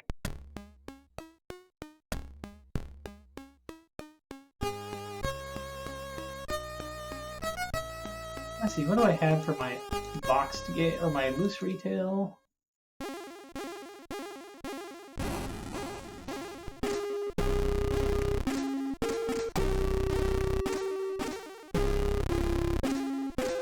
Let's try E.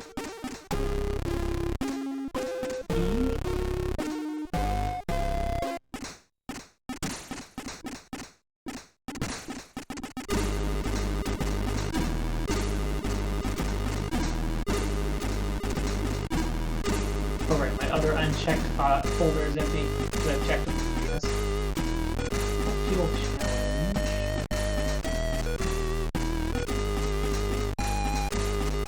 Okay, box games. I have a sequel to Castle Wolfenstein. I don't have the original Castle Wolfenstein. Double Dare, right? I guess I didn't get the side B of Double Dare when I was imaging that one. I'll have to try to remember to do that some other time. I have the drive hooked up to my PC. Dragon Strike side. Ooh, water. That's a good idea. Dragon Strike. I'd have to go get the manual. It has manual words from the manual based copy protection.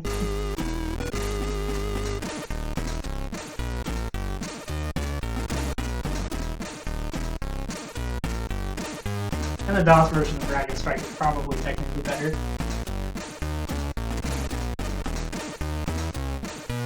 Mega Packs. So Mega Packs, they have some interesting games. Space Taxi, I think I've streamed Space Taxi before. Top Gun has some copy protection that I don't think I'd find a way around. I guess my Corona's Rift must be a some other version that I keep in a different place.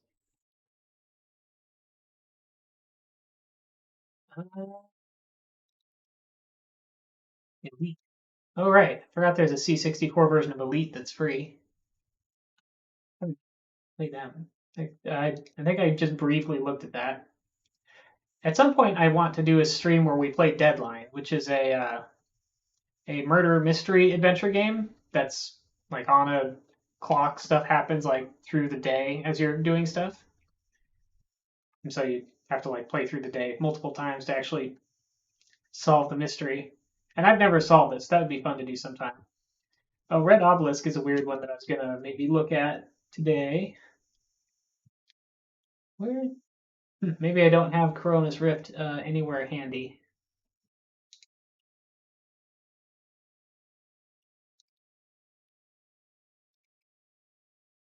I'll have to try and figure out a way to get that one on here.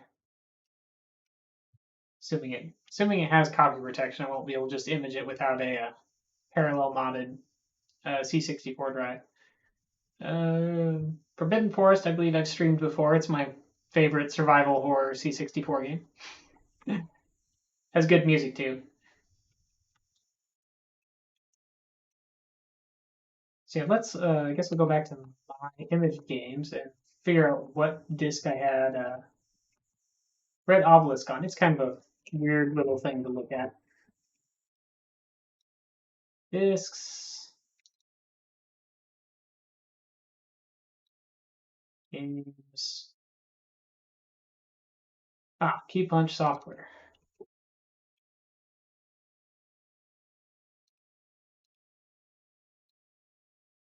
I keep clicking on my directory in OBS instead of the actual app program that has a directory showing.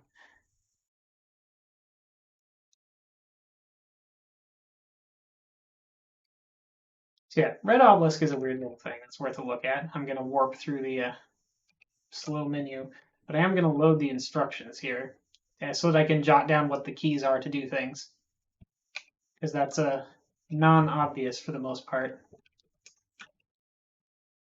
I believe no, I don't want to try to print. Instructions for Red Obelisk, Sturgrat specifications. Combination space mining, laboratory, short range mining fighting vessel. Crew capacity 1. Cargo capacity 9 objects and isolated cargo compartments. Maximum power capacity 9,999 megajoules. Cap capacity 9. Caps are primarily used to shatter false obelisks. It has been rumored that the use of caps facet generation may double the value of an object. This has not been confirmed and may be risky. Gigagem capacity 9. Used as the last resort to fend off or destroy potentially superior opponent. This also destroys opponent's cargo. Crystal capacity 9. Crystals are valuable converted objects that can be cashed in at any time while in object mode. Weapons, lasers, object, output 10 megawatts. Self-regenerating dichromium crystal power source, tractor beam, range 100 meters. Used to direct an object into the cargo scoop. Note, alignment of the object with center of cargo scoop is critical. Damage will result if alignment is incorrect. Also, use of tractor beam will scoop up hydrogen molecules, which will boost power by small amounts. The Red Obelisk is a game of strategy and intuition, as well as an arcade game. The object of the game is to basically transform the unknown object by a modern sort of alchemy into the valuable Red Obelisk. Object mode, beginning gameplay. The game starts off in the lab, where various experiments and tools are used to convert an object. First, use electrodes to reduce object tolerance below 100. Second, use lasers to raise surface temperature above 500 degrees. Third, 3 courses of action to be taken at this point. Attempt object conversion, use ultrasonics to boost value. Situational power is low, you may attempt facet generation by firing percussive cap of the object. So E, electrode, K, crystals, L, lasers, U, ultrasonics on, F, caps, spacebar, mode, mining, mode, return, exit, mining, mode, G for giga gems. Okay, E, electrodes, A, vert, crystal, lasers, ultrasonics.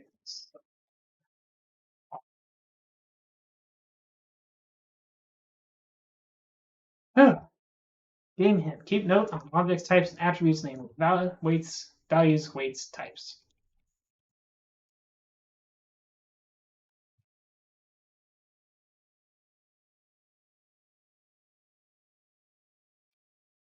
And the Red Obelisk.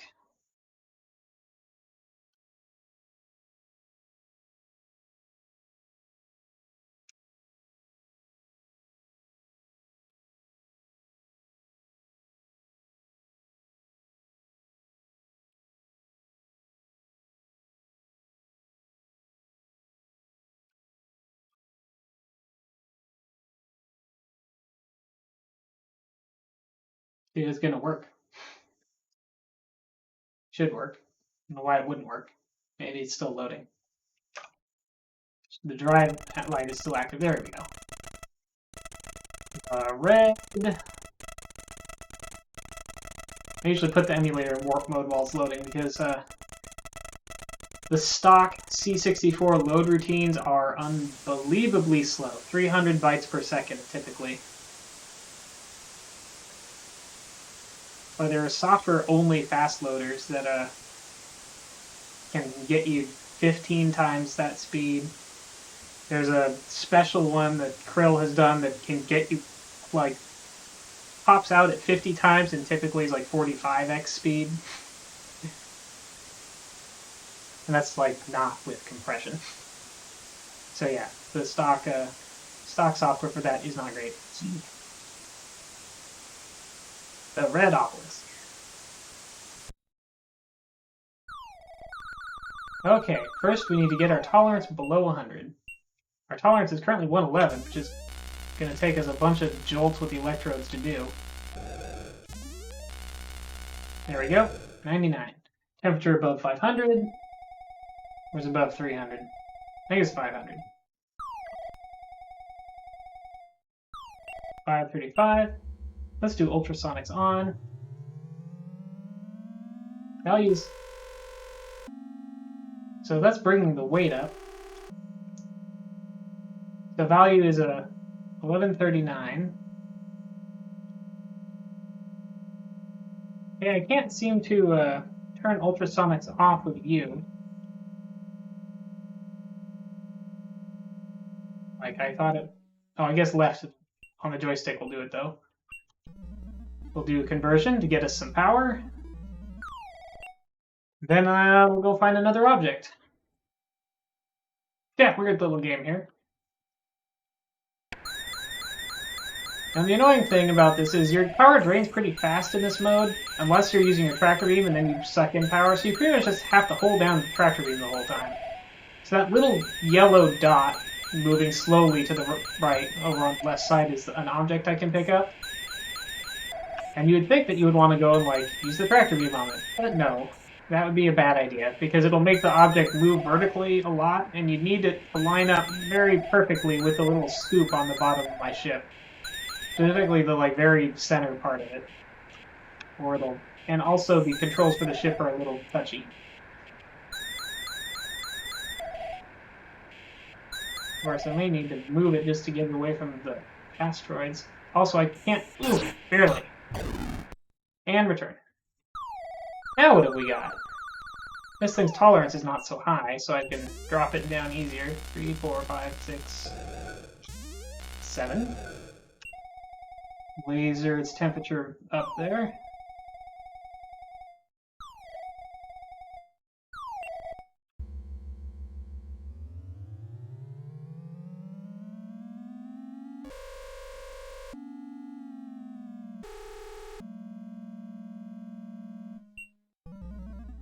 And gobble this thing's power up.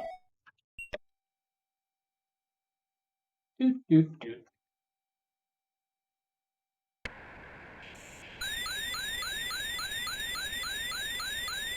Doot, doot, doot, doot.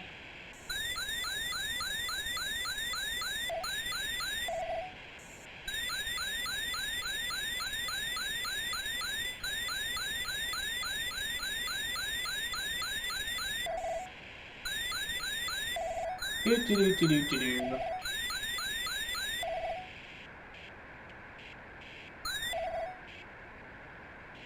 Nope, that's not lined up good enough. Got big rocks coming. Ah!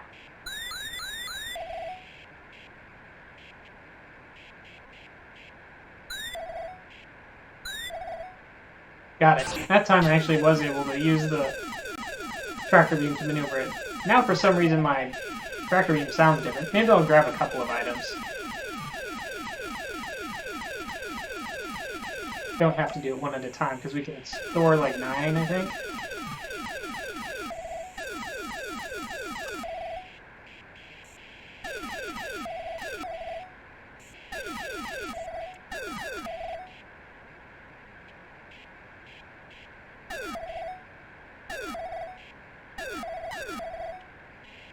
Not quite. Oop, moved into it. That's the other thing. If you try to move directly into the object, even if it's lined up perfectly, it'll still damage your ship. I was wanting to bob up and down annoyingly. Can't get it now. It's too far to go. Too far to... Oh, I can't go that far over.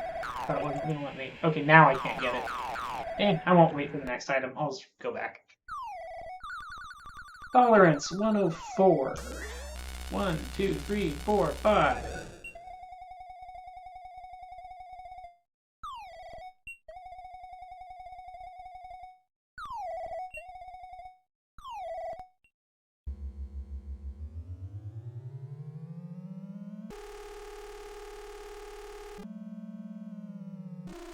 That's not as valuable.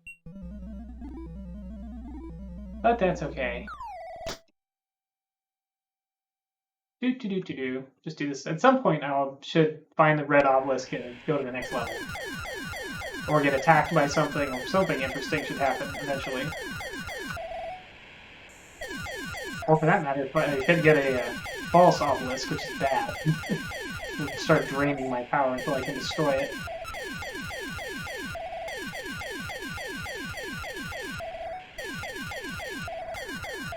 I do have a cap I could use to try and increase the value of some of the stuff as well. Oop. Nope. Not lined up.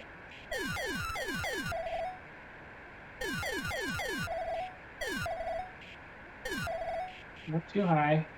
Maybe? Good. Got that one.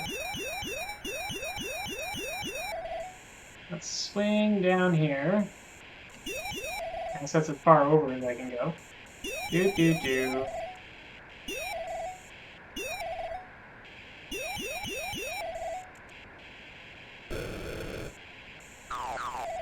This would look cooler if they'd set the asteroids to go behind the background until they cleared the side. You can set sprites to go behind background pixels.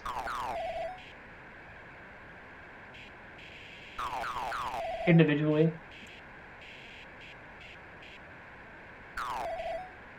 And if this is a multicolor character mode, you could make it so that it would only go behind only behind I forget if it's one or two of the colors that it would go behind, but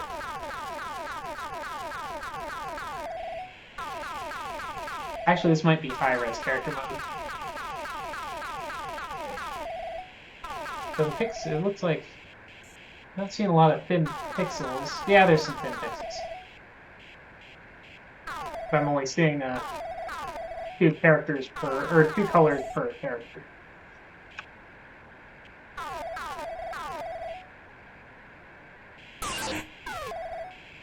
I go to 3.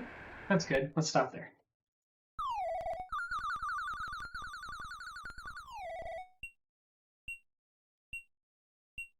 That's a weird looking one. It's also going to be a hard one to do. 1, 2, 3, 4, 5, 6, 7, 8, 9, 10, 11, 12.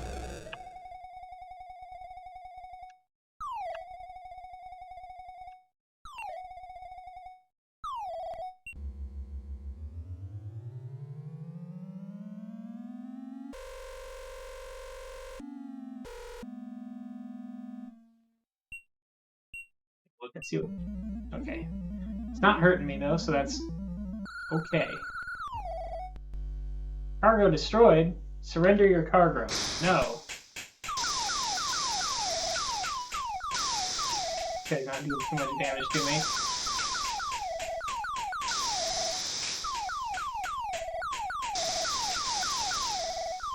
Our cargo for our lives. Yes. So he didn't have any crystals or giga gems, but he did apparently have a couple of items.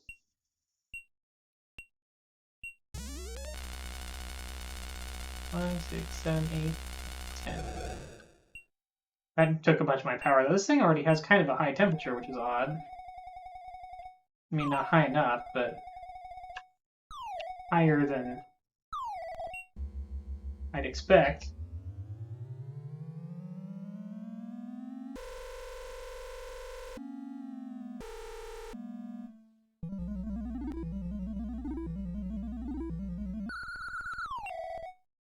What do we have here?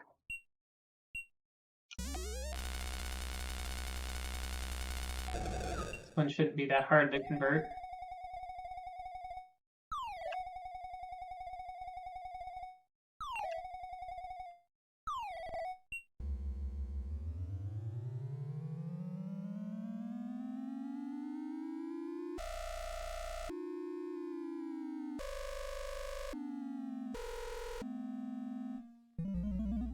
No false obelisks yet, but no red obelisk either. 1, 2, 3, 4, 5, 6, 7, 8.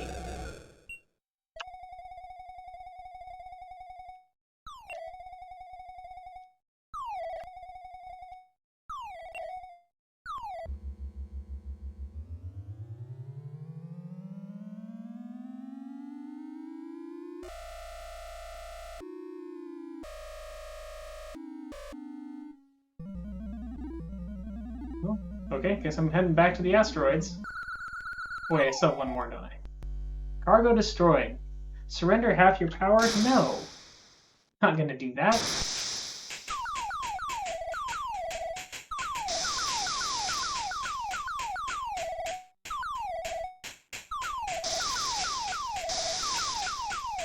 But maybe I should just use a Giga Gem on this guy. Like he's gonna use about half my power anyway.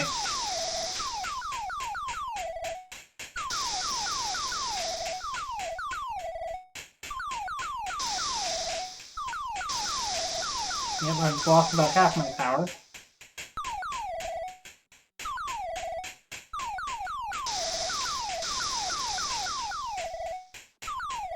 Ah, missed. The control of the cursor is a little finicky.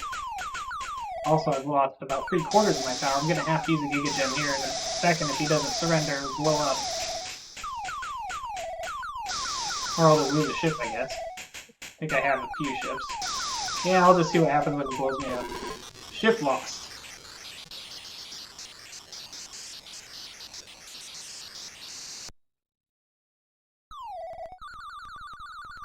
Okay, still have my caps and my gem. And I got this thing, I guess. 3, 4, 5, 6.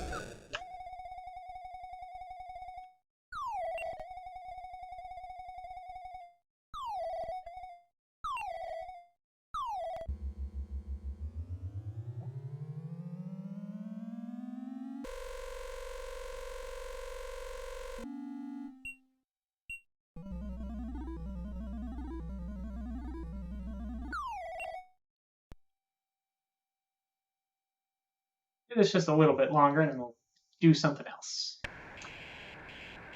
Really wanted to see something else happen, but whether it's a false obelisk or a... Really, I want to see a red obelisk, but... or to actually get something cool from one of the ships I fight. Whoa!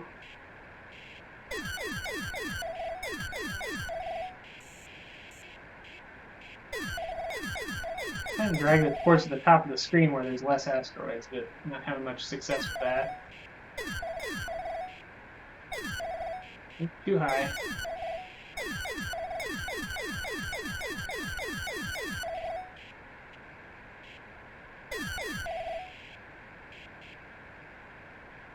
Inconsistent how much movement I get out of a joystick tap in this game too. Sometimes I tap it and I don't move at all. Sometimes I tap it and I move quite a bit. Do do do do. Whoa.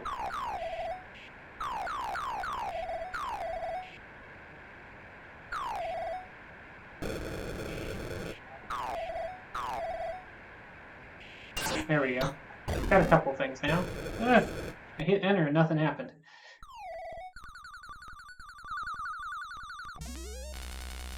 Three, 4, 5, 6, 7, 8.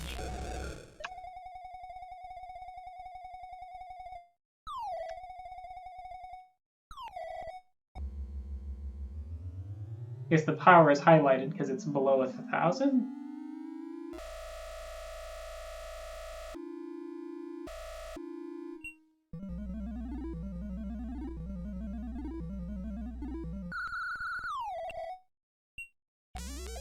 One, 2, 3, 4, 5, 6.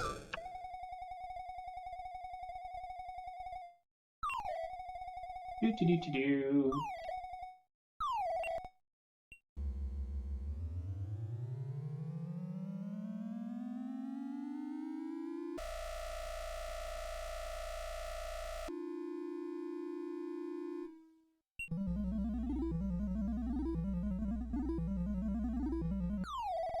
That'll do for now for this game.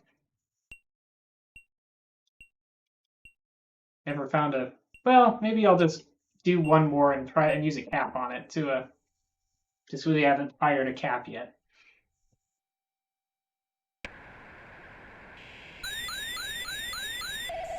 grab an object, do stuff with it, fire a cap, make it worth more.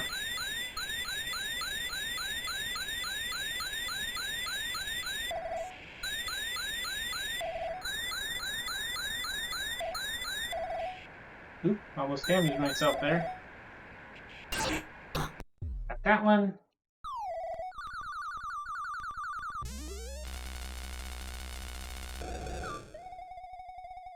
Bring it up to 500.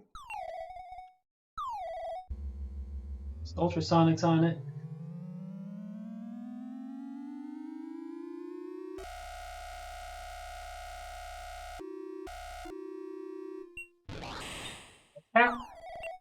Now its value's like almost 3,000. Hey, I got a bonus ship.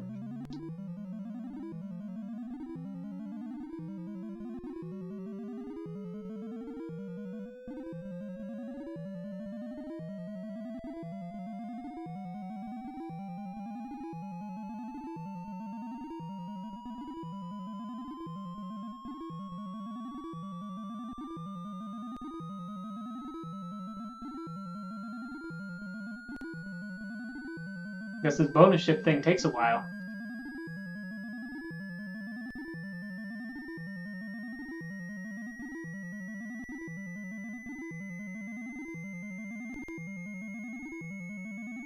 Not sure why they're making it flicker like it does.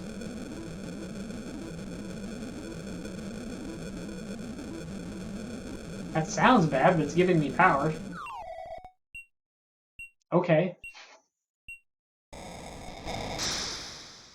Surrender half my power. No. Here, eat a Giga Gem. Since I'm gonna stop in a moment anyway. Kaboom! It's kind of a cool explosion effect for well, I guess I'll fight this guy too. Now I don't have any Giga Gems. This is probably a tougher ship too.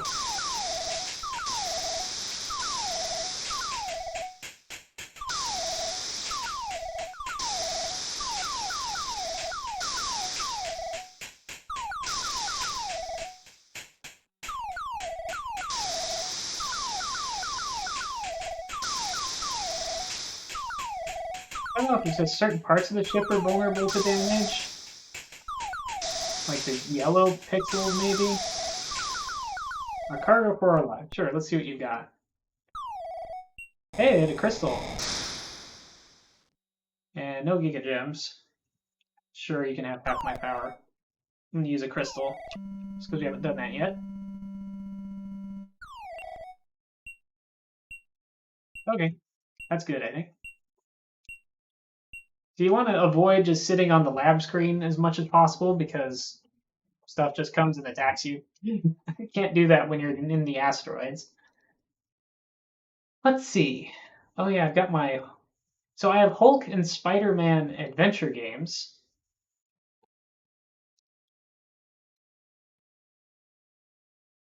That I don't think I ever really made much progress in. Like Hulk and Spider-Man, they're text adventure games, but also have like each room in the text adventure has a graphical display. What's in this Warp Rangers disc?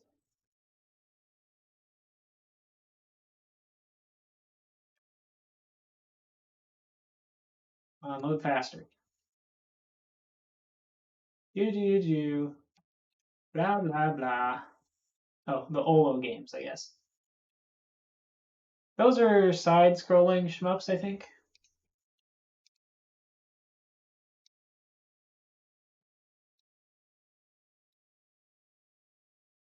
So in addition to the FPCL discs, there's also these Cloak ones that had... Dam Buster is kind of interesting if it's the one that I'm thinking of. It has a... it's the one I'm thinking of. It has...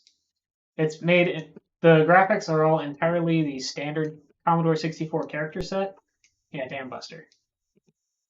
I think I have this on another disc where it's called Canyon Bomber or something. Or no, this is... Oh, this is a different one. This is Dam Buster. It is also just using probably standard Commodore 64 characters, but does not look as cool.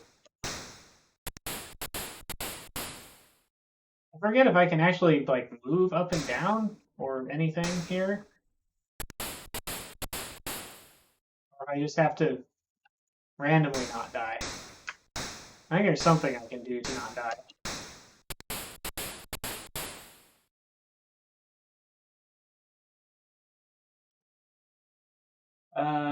Do. Yes, I think Canyon Bomber is actually on one of my, or the other Dam Buster, whatever it was called, is actually on one of my FPCL discs. Can't think which one. I don't think it's Crazy Bomber.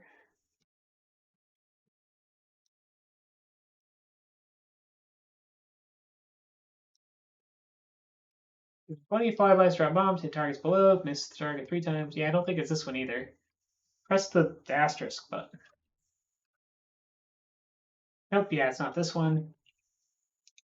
That's probably like a VIC-20 game or something. Originally.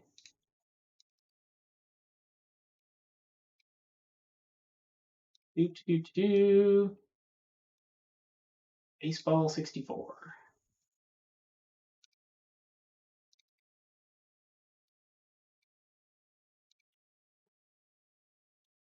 Let me pop back here and maybe it's a one-step game actually. Land, Sea, Air. No, I don't think it's one of those. Yeah, Nomad the Space Pirate. Kind of has decent music, but otherwise isn't very interesting. Medieval Adventure is a fun little weird text adventure. There's 3 versions of the classic Star Trek mainframe game, basically, for the Commodore 64 that I have on this disc. One's a very basic one. One has some. One looks like the old one, but has some additional features, and then there's one that's very graphical and C64y, but is more or less just like but plays just like the original one, pretty much. Oh yeah, I think this is my speak. Oop, I think this might be my might be Alien. Is that a? Oh, that's a sequence file. Can I go and just list them? I guess not. So this is actually, if this is the game that I'm thinking of, a pretty cool version of Alien, as in the movie Alien. Although I might need the instruction manual to remember how to play it. Or it might be something completely different. Because I think I was thinking that my Alien was on a retail disc. No, don't send the printer. Oh yeah, it is this game. The object of the game is to destroy the alien or drive it away from the Nostromo. For instance, you can evacuate with 3 crew members in the shuttle as long as you don't leave any living crew behind you and you set the ship to self-destruct to kill the alien. Action starts as the first crew member is killed by the hatching alien. This random start to the game is complicated by your not knowing which member of the crew is an android. On completion of the game, you'll receive a rating for your performance. This is compiled from the final state of the alien, the crew, and the ship. Your crew will find throughout the 3 decks of the ship a number of tools and weapons you can tell them to use. They won't necessarily obey you, it depends on whether they are capable of using them. Be extremely careful using the weapons. When hit, the alien oozes an acid that eats through the hull of the ship and anything else in its way. The perfect defense mechanism. Personality control system is a menu-driven form of character control that allows you to instruct one of the crew while the others attempt to complete their tasks. Your role as commander is a complex one. Each member of the crew has their own unique personality, which you must learn to understand in order to predict their behavior under stress. You'll be asked in your role as commander to make life and death decisions. You must minimize the risk of the characters not obeying your orders. This depends on your being able to understand the person concerned. You'll be asked to help and advise one person at a time. The type of instruction may be get item, leave item, remove grill, attack, move to. A generalized instruction may or may not be obeyed. It depends on the person and their experiences during the play of the game. The performance of a crew member will be affected by the turn of events. For instance, confidence will increase by the possession of a useful piece of equipment or knowing that others of the crew are on their way to help. The reverse can happen too. If you ask a person to achieve too much too soon and out of his character, you will cause trauma and a nervous breakdown. Bear in mind, the crew are nervous and some are terrified. If you put more than 3 of the crew in a room with, or more than 1 in an air duct, you will give them claustrophobia and create havoc. Your problem is to define the characters and their personality traits. Remember these. Your plan to defeat the alien will depend on your ability to understand the crew, their fears, and their feelings. We have our screen displays. We have the map. So the command monitor gives you control options. You can use joystick or F3, F5, or F7. I am playing this on an emulator because none of my CRTs are currently working. And also because we would be spending a lot more time waiting for things to load if I couldn't load at 10x speed. And if I was actually having to sort through all my floppies, like in my floppy bins and boxes and things. At some point, I'll probably stream some of my actual Commodore 64, but that's not. But today, I'm just jumping through a whole bunch of random things that I've made disk images of from my collection mostly. So that works better just in an emulator. Control and left key will resume the game. Control Q is pause and Control left is resume. That's not left. That's the Commodore backspace key. Restart the game from the beginning, press the Commodore key. That's an easy key to hit by accident on Commodore, so that's a weird one to make your restart from the beginning. Maybe it has a confirm. So I'll probably just use the joystick to give commands. The report monitor will show you the status of the crew in an area of the ship. Messages between crew members and mother, the ship's computer, will also come through this port. Damage reports. So you can examine an area for damage, review useful thingies, pick stuff up. Alright, distributed throughout the ship are 3 lasers, 3 incinerators, 3 electric prods, 1 net, 2 large spanners, 1 harpoon gun, 4 fire extinguishers, 2 trackers, and a cat box. So things like open airlock, launch shuttle, remove grill, enter hypersleep, seal airlock, initiate auto-destruct, and catch Jones, depends on where you are. Time out of hypersleep. The ship's reserve of oxygen did not allow for unscheduled stops. You only have 7,500 units of oxygen available. Any crew not in hypersleep when oxygen runs out will die. Note the positions of the grills. One has been moved. The alien's probably been there. Pick up any tools or weapons you might find useful. Watch for the reports from Mother. They will tell you the state of mind of the crew. After you've started moving, the alien will have sensed you, so be careful. Jones is a great sensor. You may want to track it through the ducts. Some crew member might be willing. You will have to see what happens. The android will do its worst when you least expect it. Each time you play the game, the crew and alien will behave differently. Your early moves are vital. Once in the game, all sorts of events might happen. Think about them and outwit the brute force of the alien. Good luck. Plug joystick into port 2. Done. Port 2 is the standard port for Commodore 64 because port 1 is and the keyboard matrix tend to conflict somewhat. I haven't really gone and looked to see if there is a way to reliably separate port 1 joystick inputs from keyboard inputs. Or if all of the joystick digital inputs are problematic, or if it's just the directions. Because I kind of, for a project, want to use the paddle controllers in port 1, and if I can use just the button, that's fine, because the paddle controllers don't use the same wires as for the paddle pot values as the joystick uses for direction values, because the paddle actually uses 10 volts for that for some reason. Which is why you should never plug, even though they have the same plug, you should never plug a Sega Genesis controller into the Commodore 64. Because if you press certain buttons on the Sega Genesis controller, you will be sending 10 volts through things that are not meant to take 10 volts.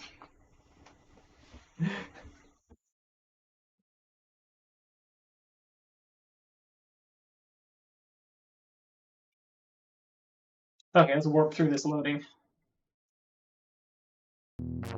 There we go.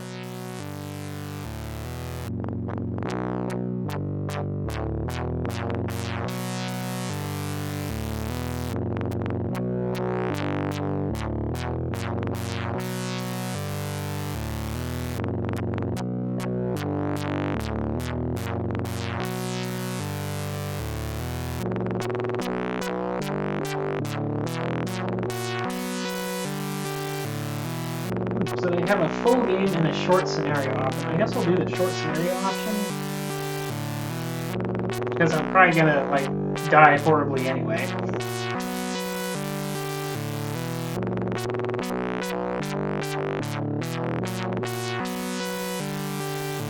Wait, do I actually use the control button and hit control 2? I guess so. Do I want an introduction? Okay. Oh, this is the sound of the heartbeat of the current character. It's a grill being removed.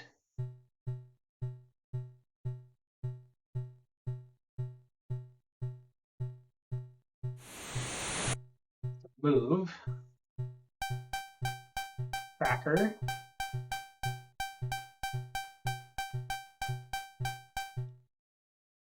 Okay. Where is everybody? Oh, maybe Dallas is dead. Kane is dead. Where is everybody?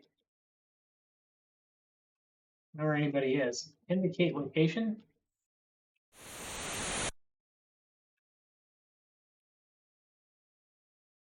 Okay, I guess I can find places that way. Things are moving.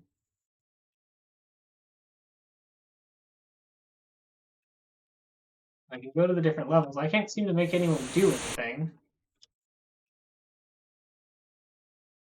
If I hold the fire button, just the background goes crazy.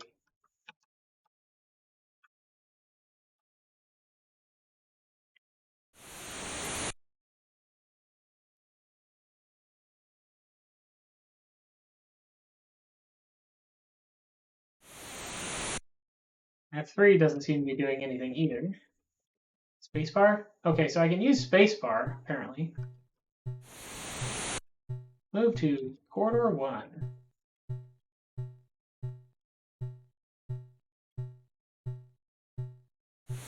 Apparently Lambert and Parker are also here.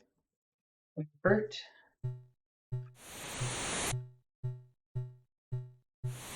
Move to corridor 1.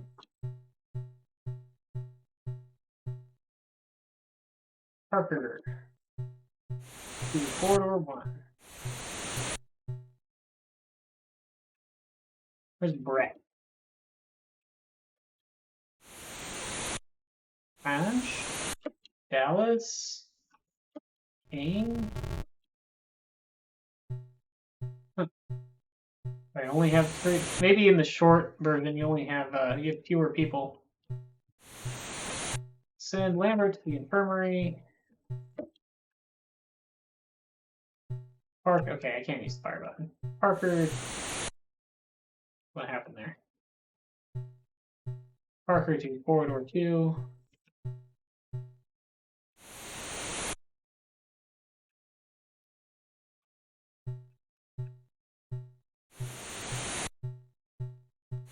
Ripley to the laboratory.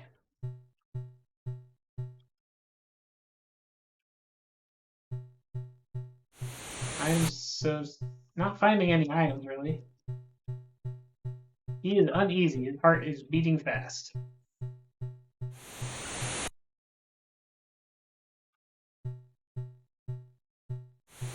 No items. Guess we'll check the cargo pod.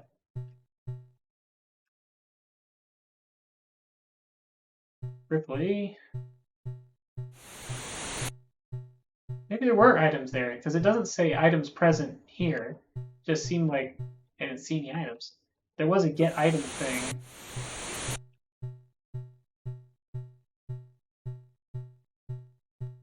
And then back to the infirmary.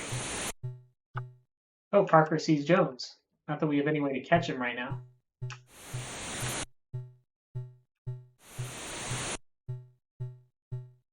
Jones is here, and the cat runs across the screen.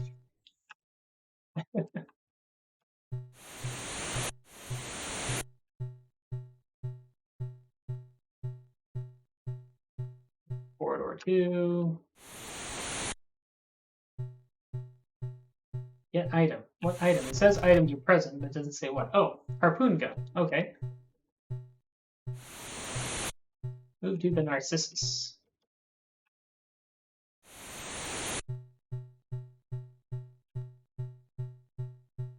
Get item. Electric prod. Well, that's something.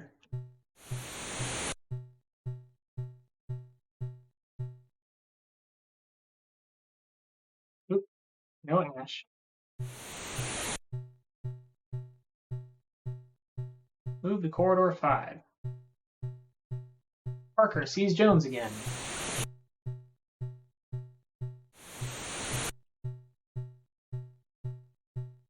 Lab stores.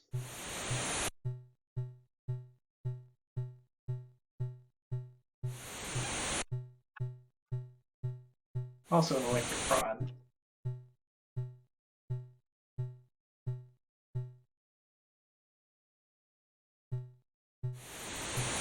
In the shuttle, can't really launch it and leave though, because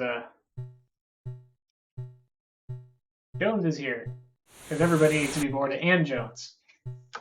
Jones might also have to be in his box for that, which we haven't found yet.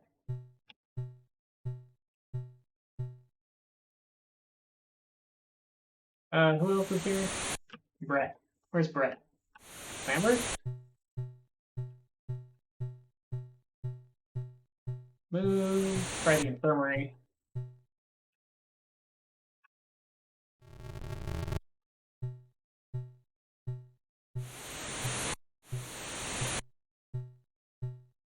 Get Jones. I don't think he can get Jones, but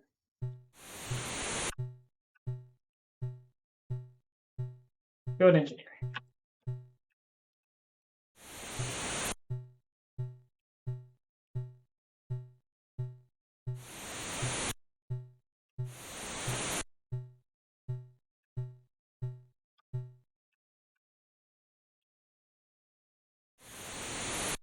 Keep thinking Brett is here, and he's not. Hey, an incinerator. Oops, no, don't leave. Get the incinerator. Check the engineering stores.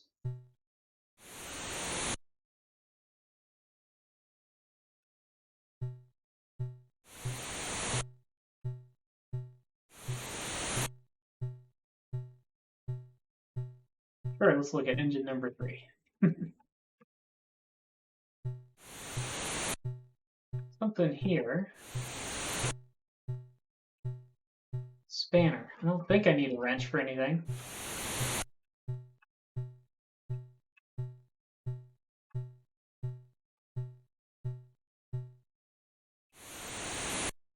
Okay, I have Parker, who's down on the lower deck. Lambert is still way up here.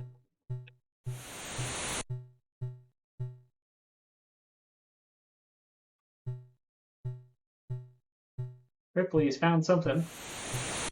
Oh, fire extinguisher. I don't know what I would use that for. I guess if the incinerator sets something on stuff on fire. But Parker sees Jones.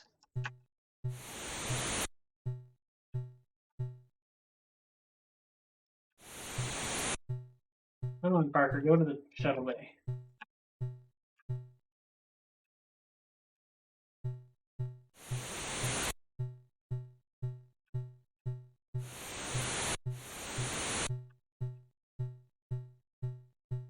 We'll go up to the living quarters. Lambert, have a look around there.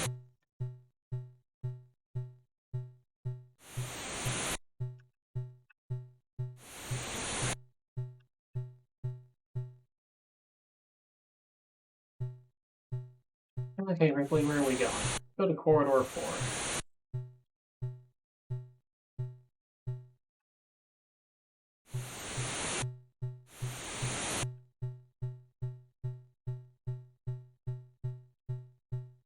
Okay, Lambert's getting nervous. Hopefully, what's here? Well, he's less nervous if he has the prod. He might need some.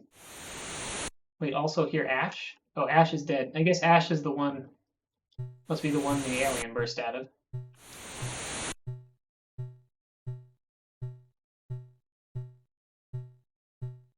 Parker sees Jones again. Jones is just hanging out down here with Parker, I guess.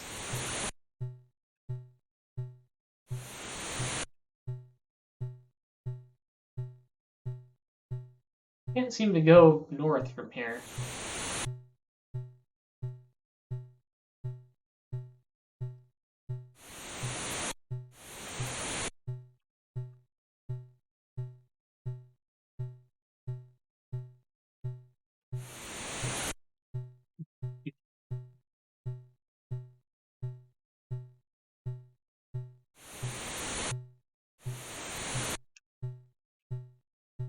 Like a life support.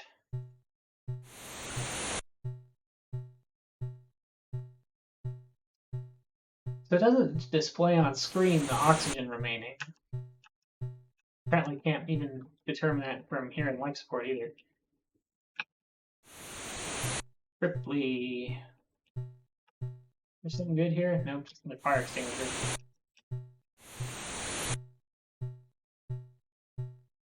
Ripley is confident.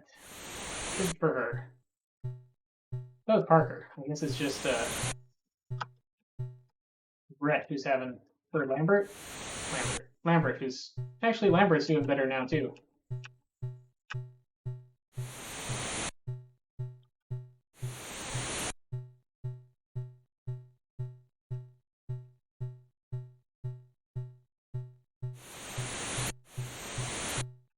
But he's uneasy because Ash is here and dead, I guess. Doesn't like sitting there with the dead body.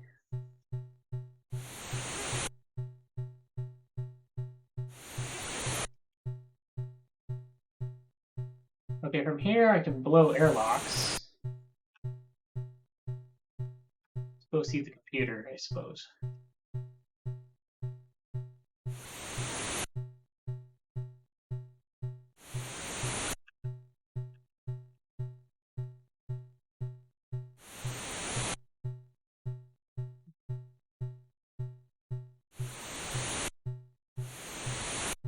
Items present. Well, I guess I'll take a spanner, because may as well hold on to it, I guess. Maybe needed to remove the grills.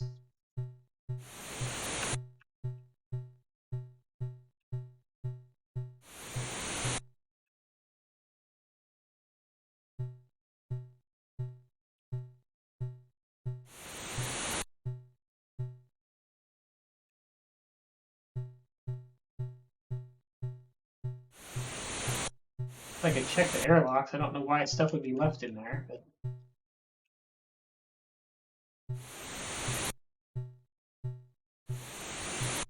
check engine 1.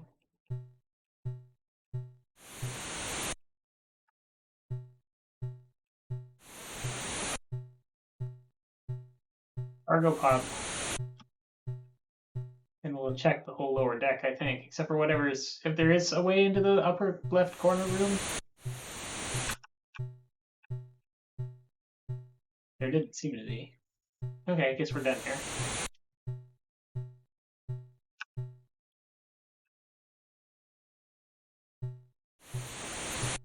Grill in place, items present. We'll take a fire extinguisher.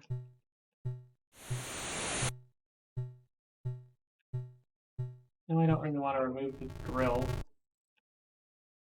But I guess I did.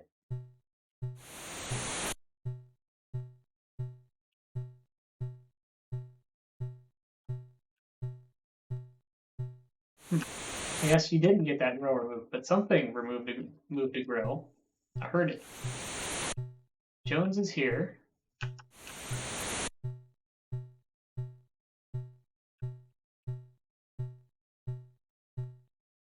Let Parker go up. accidentally keep missing my menu option and going past it and doing a thing I don't want. I haven't seen the alien yet.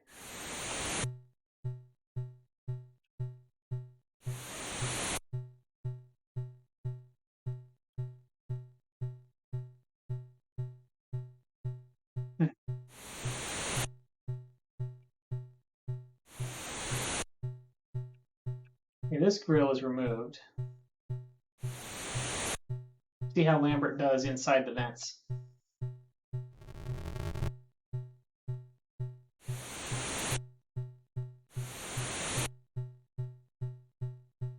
Oh, interesting.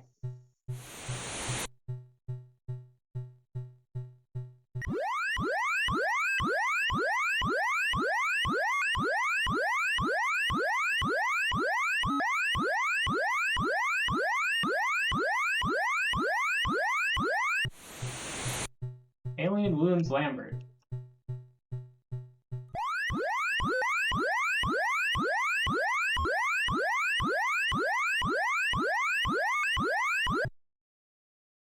Right, having him run away. Maybe he's dead. Cryovault. I think we haven't been there.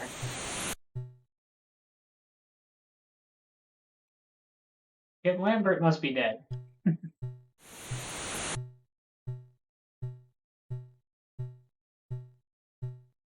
Enter hypersleep is the thing you can do here. Seems like a bad idea right now.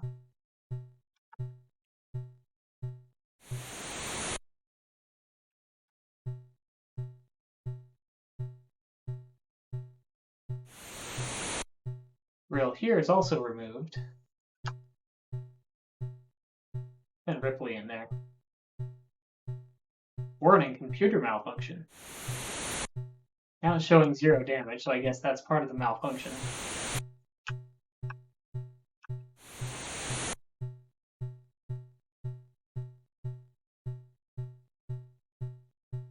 Induct.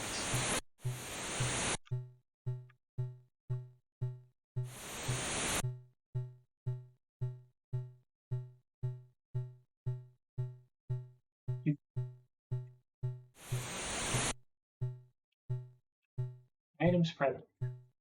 Another electric rod that I don't need.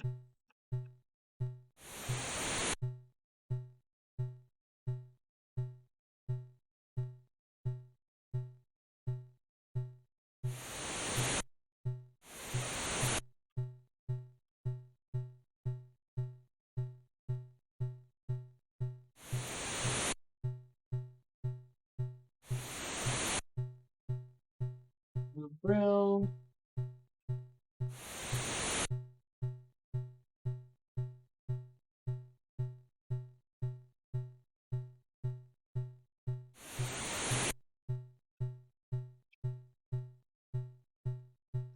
Come on, Ripley, get that grill off.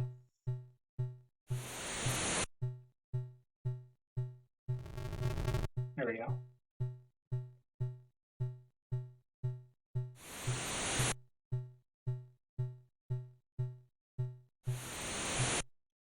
Armory. Laser pistols. I need to leave. Oh yeah, let's get a laser pistol.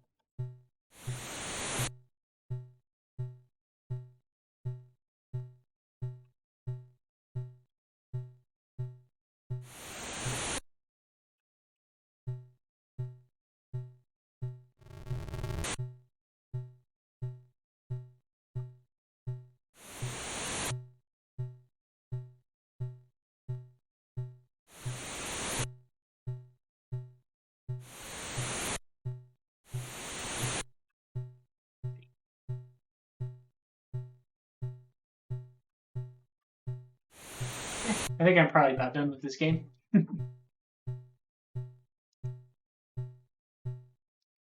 actually watched someone beat the game, and it's looked pretty hard to actually accomplish anything in, but also just time consuming.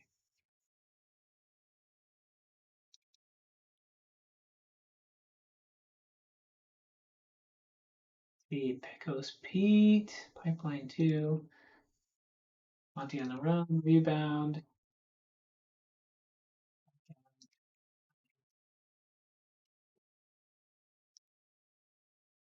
Let's try some Cosmic Cosplay or something. Cosmic Causeway. Did I say Cosmic Cosplay? That was the wrong thing. Or Trailblazer, which I think is the sequel. And maybe Trailblazer.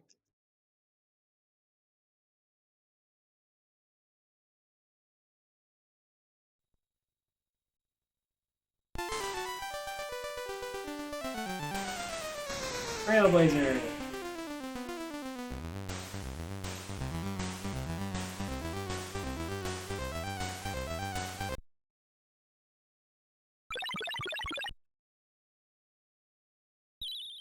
Woo!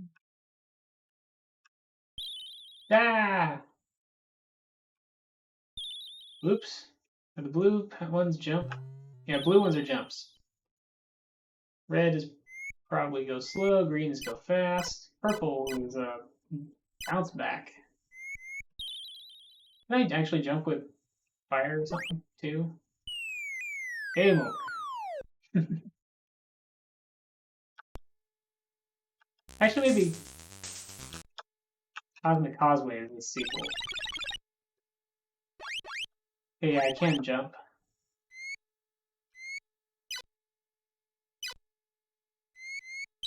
Oops.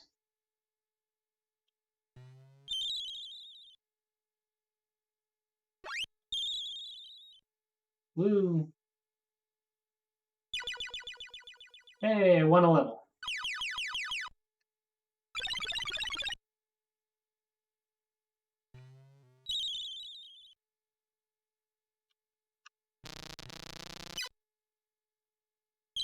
Yeah.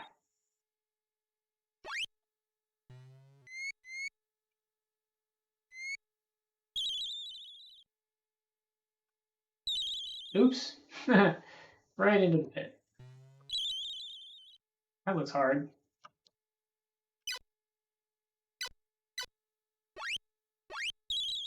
And game over. That's that one. Eh, clicked in the wrong place again.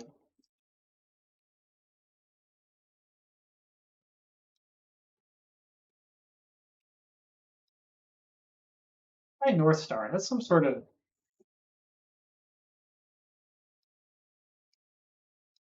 some sort of side-scrolling game, I think.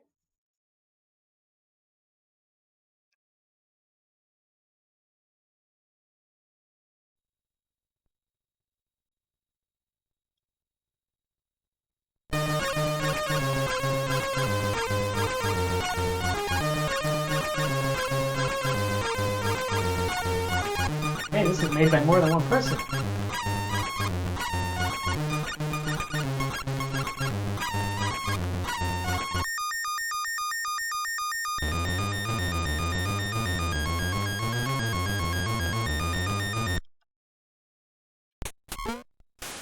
I'm dead.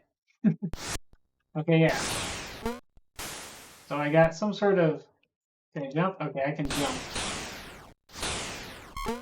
I sort of have like a one thing. Oh, I can crouch. I can jump to crouch, and I can do a pointy arm punch thing. Oof.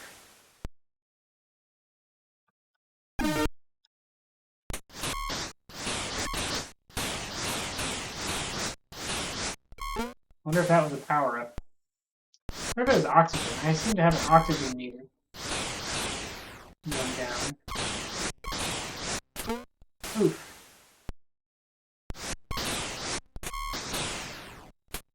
I don't know what that blue thing was. I guess I didn't get it. That was points.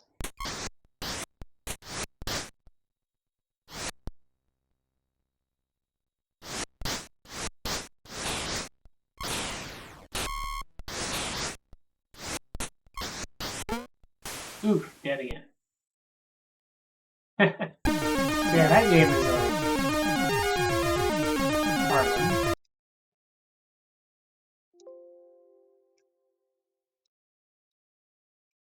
So this I've gotten into. Actually, this is like a retail game, like a mega pack of like 9 games in one box on two or three double-sided floppies or something. Maybe it's 12 games. I forget. A couple of this kind of thing. Jack the Nipper, where you're a little baby going through the jungle. Rebound, which is a horizontal shmup where you're a tennis ball bouncing on the ground. I think that one was actually not too bad. Monty on the Run, you're... I forget what kind of animal you are. Hedgehog? Mole? Trying to escape.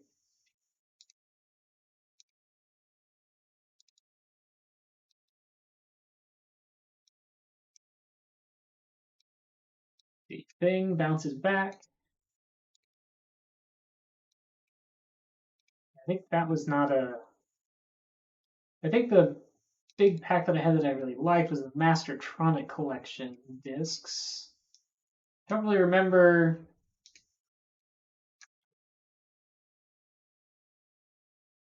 Oh yeah, these have weird...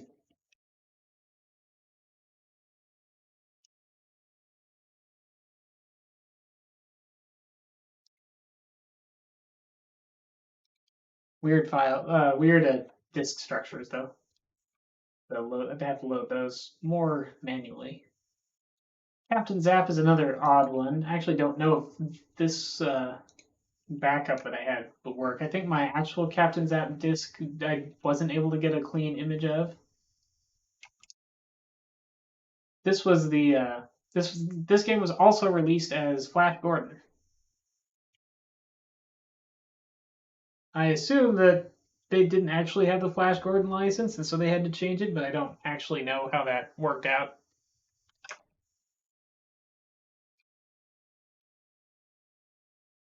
This game has actually 3 games, of which are all either very difficult or very confusing.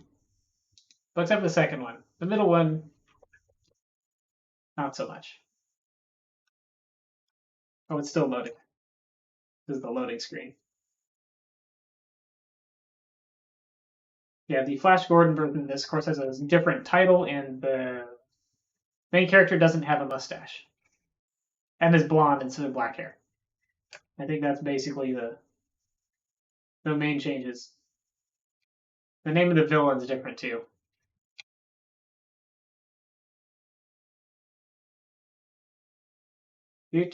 Warp load. Captain Zap, your Earthworld will soon be under attack from Tarn. You must stop him. Seek help from Prince Gorum. And we're in the jungle. The map on the bottom, I believe, is completely useless. We can jump. We can shoot, but we have limited ammo.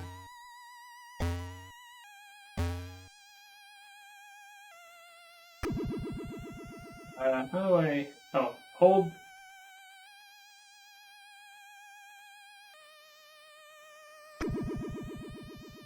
Oh, I can crouch, but if I crouch, I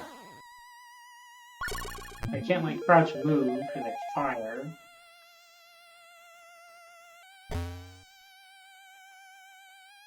Controls in this are odd. This is ammo?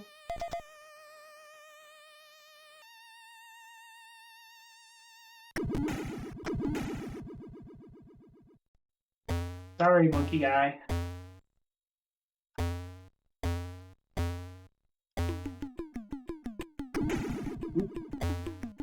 Sorry, monkey guy number 2. Yeah, this is a very confusing map that also wraps and stuff.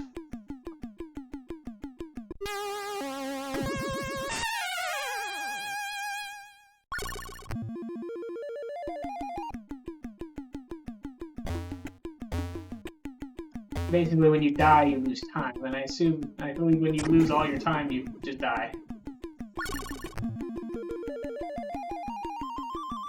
It won't take me very long. I think that there's some way I could attack with like a jump kick or something that...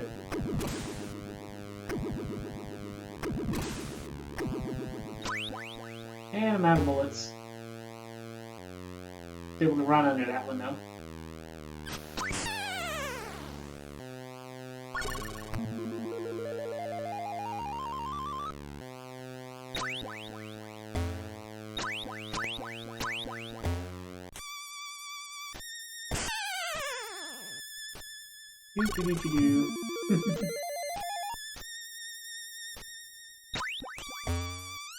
Boom, boom.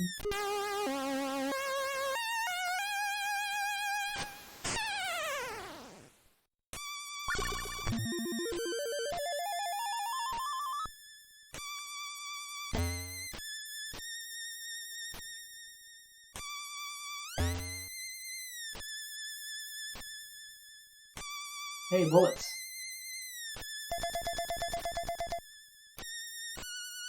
Or whatever space ammunition we have here. Ooh, Bowser.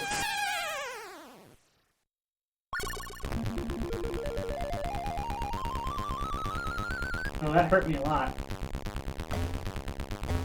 I guess the music changed because we got short on time.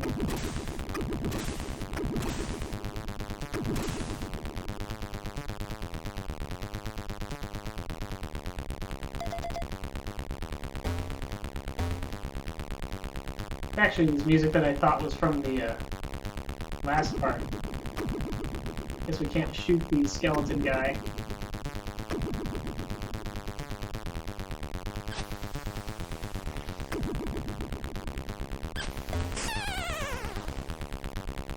I think I'm dead now, probably? Yep. Out of time. You have failed to destroy Targ the Tyrannical, leaving Earth in the grasp of the evil warlords. I can remember how to load directly into the other... Let me see here. I believe there's a way...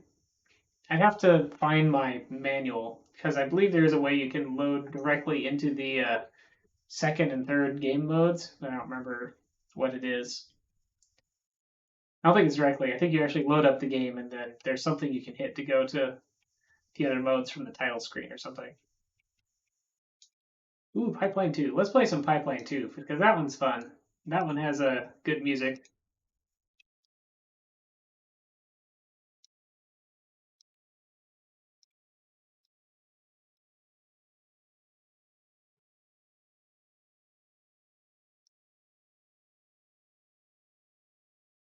This was a retail boxed 2-in-1 game. Pecos Pete is also kind of interesting. It's actually a collection of like 4 Western mini games. I'll do that at some point. Ooh, do I not have the side 2 of this disc? Oh, I'm not sure. Maybe I didn't image the second side of this disc. Whoops. I might actually have another copy of Pipeline 2, though.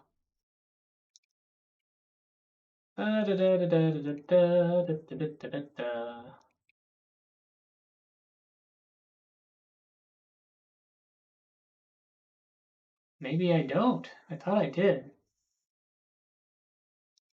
Could have sworn I had Pipeline 2 somewhere.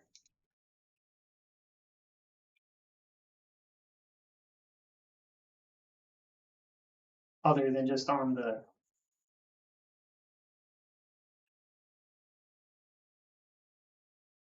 disc. Yeah, I guess that's another one I need to track down again. See if my disc works. But yeah, this side only is Pecos Pete. I guess we'll look at Pecos Pete. I don't like it so much Pipeline 2, but Pipeline 2 is really cool.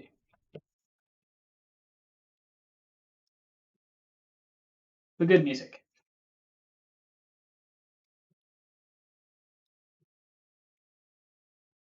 Pecos Pete is just kind of interesting. Also,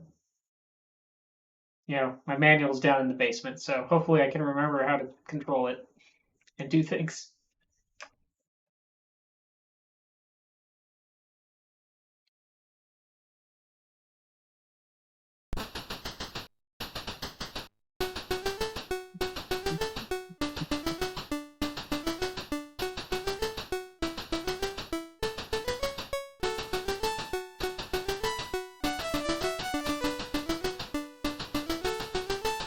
think I'm...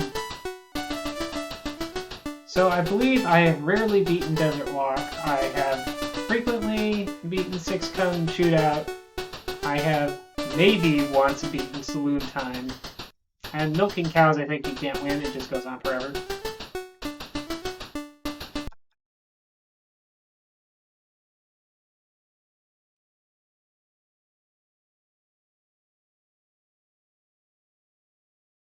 It's a loaded.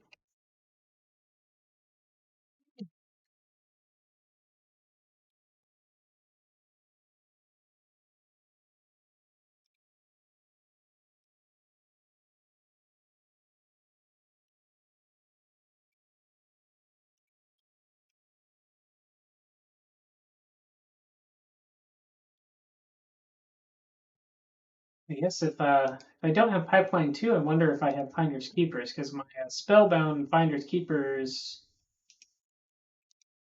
might be the same situation.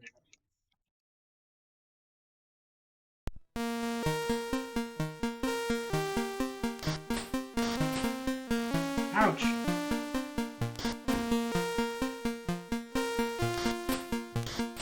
Ouch!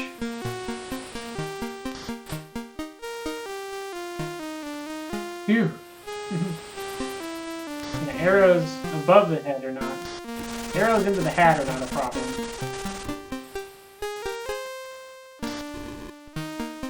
Still knock him down though. Got that tumbleweed thing.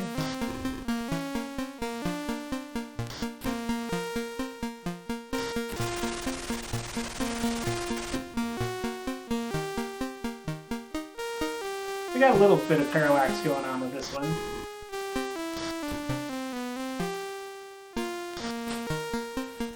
Burp. Drank the rum. I assume that heals. Got bit by the snake. Got that scorpion though, so we're alright. Let that arrow hit our hat. So I don't think that hurts me.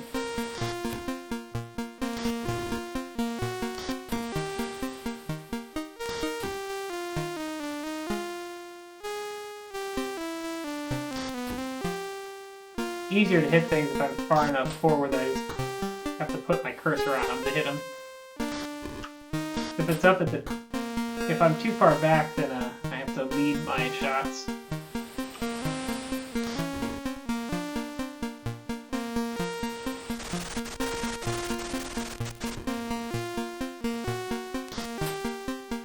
So I have to lead my shots for the bouncy things anyway.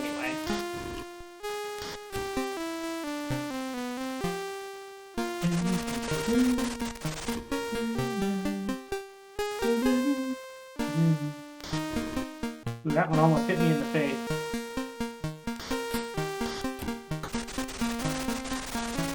I'm not sure how many more hits I can take before I die. Probably not very many. I believe the arrows will insta-kill you, which is usually how I die. But the other stuff adds up too. And I'm not sure if they all do the same amount of damage either. Because I expect the snakes and the scorpions to do more than the cacti and tumbleweeds.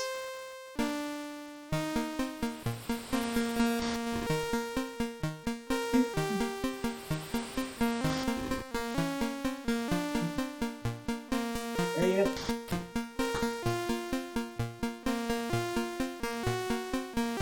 Actually, I'm surprised I haven't died yet. I guess it is on easy, for whatever difference that makes.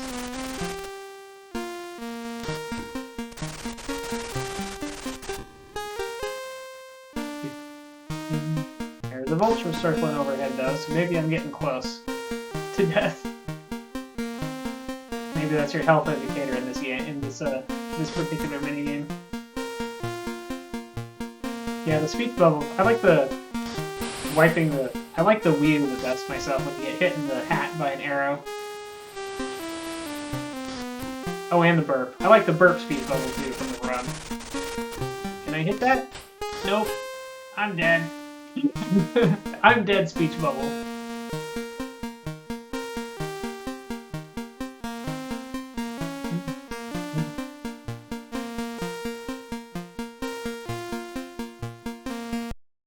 You're dead, Pete. But you're lucky, son of a gun. You get another life. I think I'm probably almost there. Gone a long ways, it seems like. Ah. Rum burp. Unless I start over each time I die. I think that's how it works. But maybe it is, I don't know.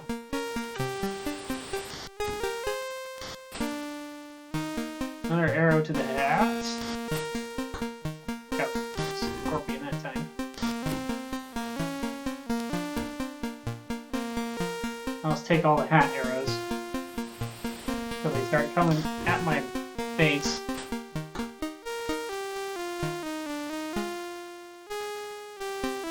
I wonder if the birds indicate health. Like, I've lost a little health, so the hawk shows up, and when you lose a lot of health, the scorpion shows up. Or not scorpion, vulture. Scorpion's not a bird.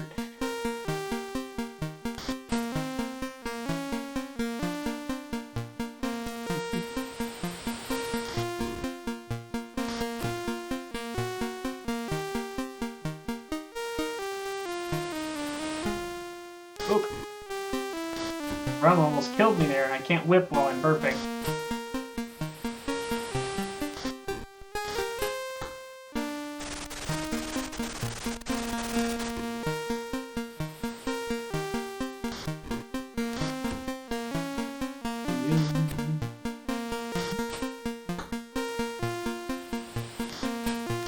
Uh-oh, I'm dead. Can't duck. Just gotta whip or die. Yeah, the vulture showed up just when I got hit by an arrow.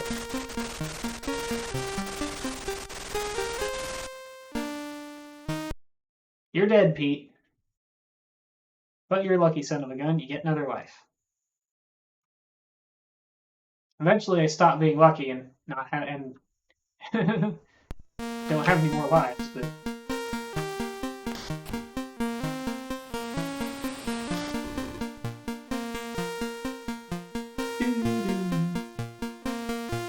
Are we there yet?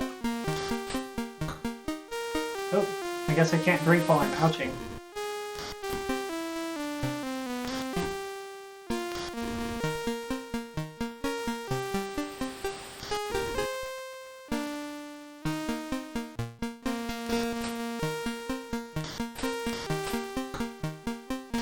The thing I particularly don't like about this minigame is that you can't tell if you're making any progress. Nice work, dude. You just survived the desert. Now let's check out this town.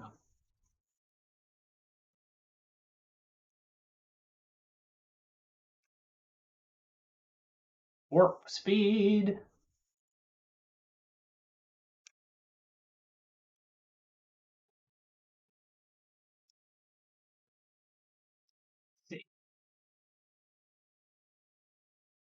Must be loading multiple files because it just went back to the directory and then went back to track 11 again.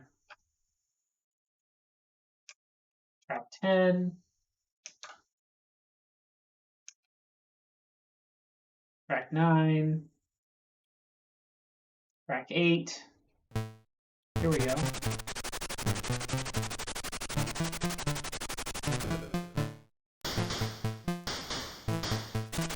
And we got the shooting gallery type deal here.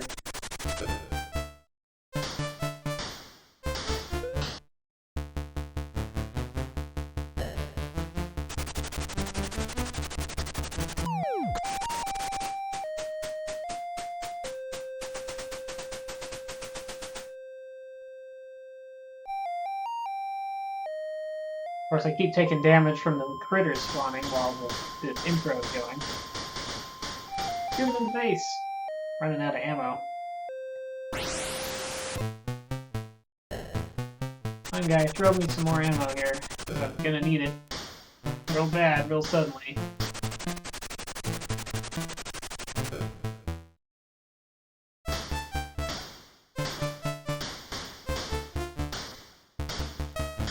Here we go, full ammo.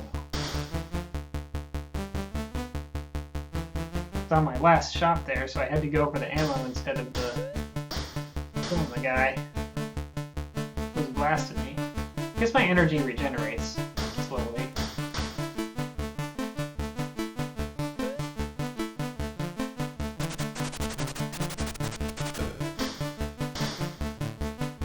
Or maybe it regenerates when I shoot something, but it also seems to be regenerating just over time, so I don't know.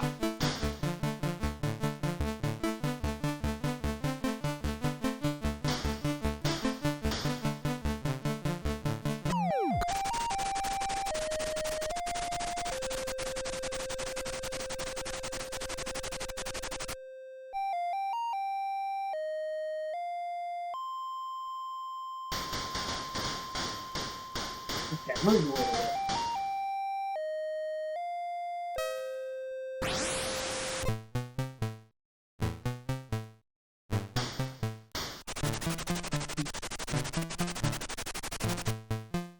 Ah!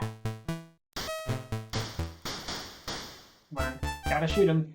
A lot of troubles. And missed the snake. The snake does a fair amount of damage too.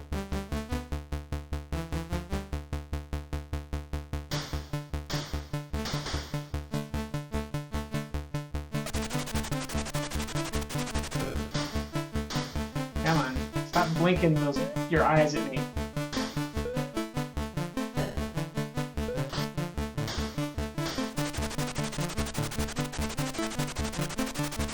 Snakes are hard to shoot.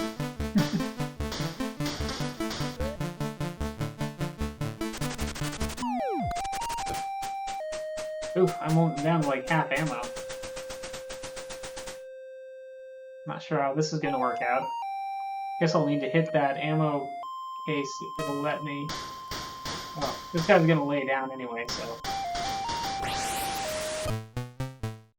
Would have had to re-aim that regardless.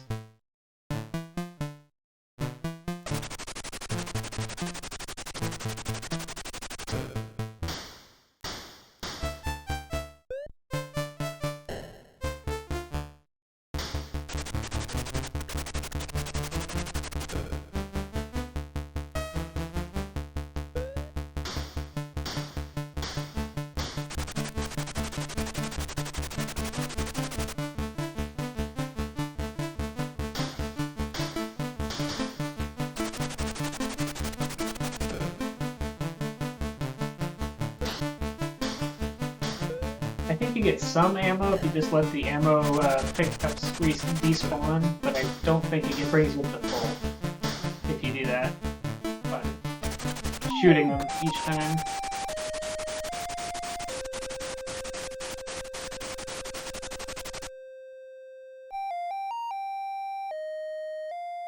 What's this guy gonna do? He's gonna lean to the side.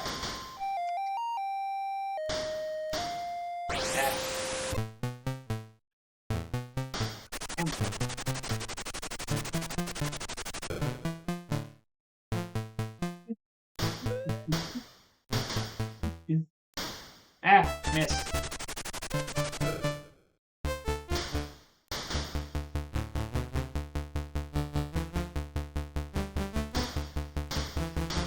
Oops, missed again.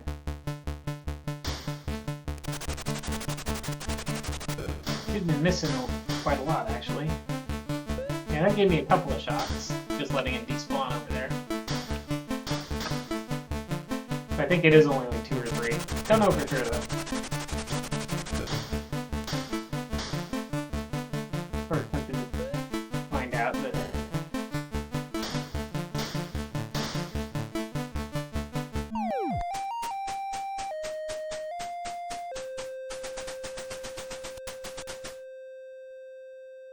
There's a lot of sheriffs in this town.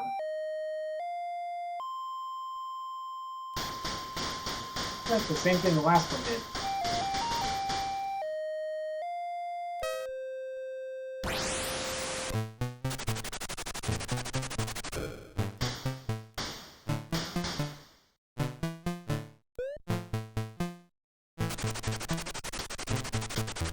Missed that snake.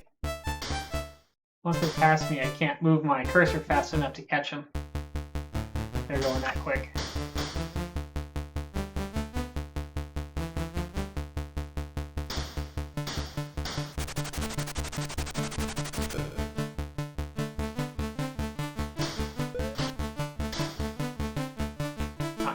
spider.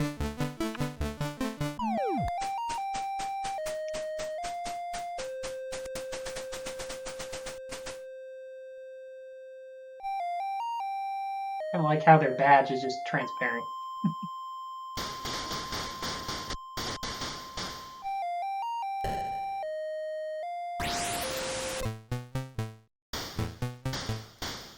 Then yeah, I don't think there'd be too many left though.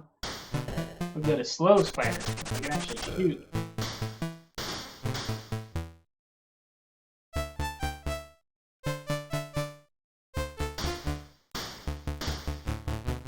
want this ammunition. Nope, missed that snake. It's fast. Don't need to shoot that.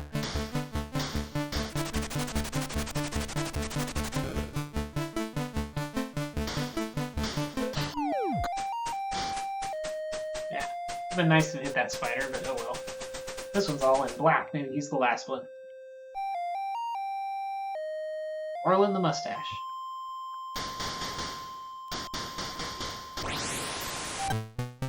Yep, I think that was it. Attaboy, Pete. You just cleaned up the town's supply of sheriffs. Time to move on.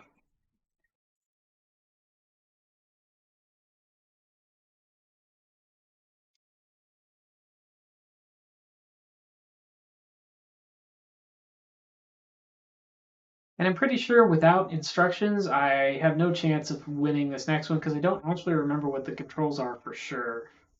I guess there's a... Alright.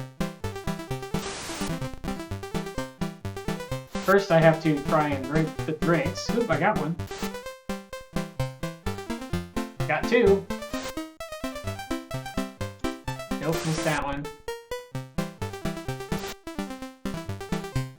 Got that one.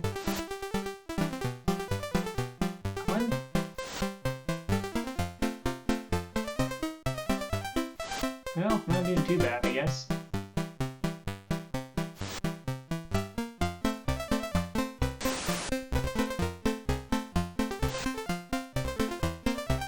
The single color dancers in the back are kind of funny.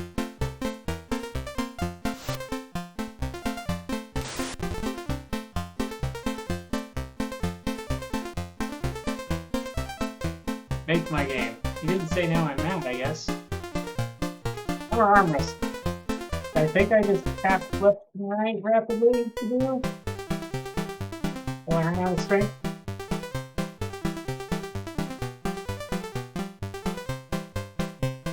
But yeah, I'm getting weaker, so pretty sure I'm gonna lose here.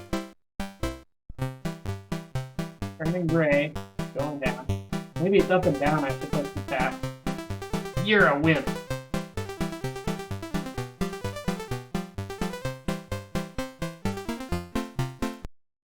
You're a drunken bum. But you changed your clothes, so they let you back in. My extra lives. Maybe it's up and down? Maybe I don't hold fire? I don't remember. Have to go look at the instructions. But hey, at least I can drink, right?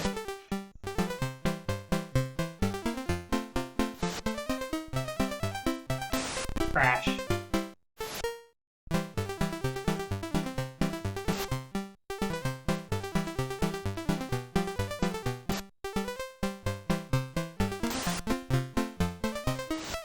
Maybe I'm just supposed to hold one direction? The bartender is just bald, I think. The dancers are... yeah, I don't know.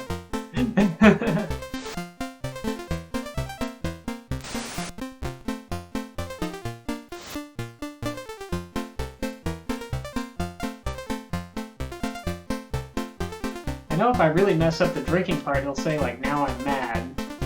Instead of just make my game. Yeah, I guess it's left and right, because that's keeping me from going down too far, but I'm not making any more progress. Up and down's not doing it. Hold right, hold left. Nope.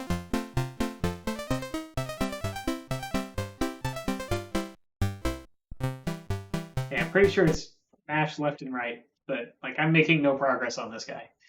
You're a drunken bum, but you changed your clothes, so they let you back in.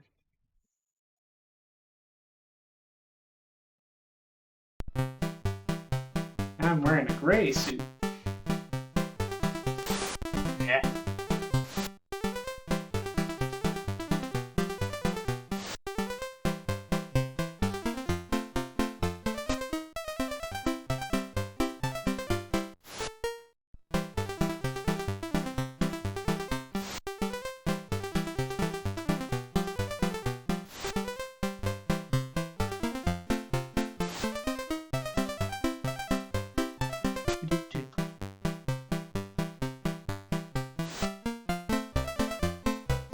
Well, I've chugged a lot.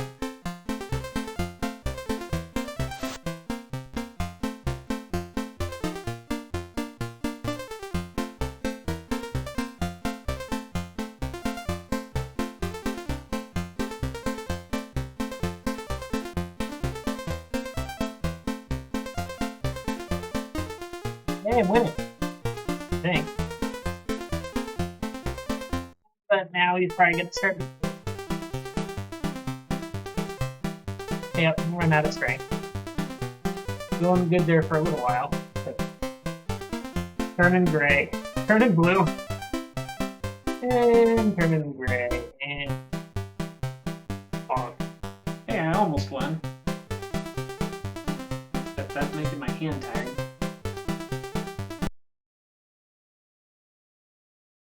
You're a drunken bum, and the law is outside waiting for you. Game over.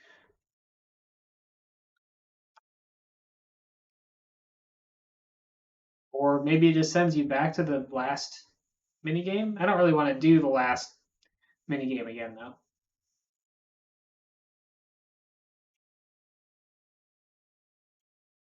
See where we're going. Oh yeah, it did send me back here. I don't really want to do it again. Really wanted to play Pipeline 2, but I guess I'll have to, once I wound up putting that up on Dropbox and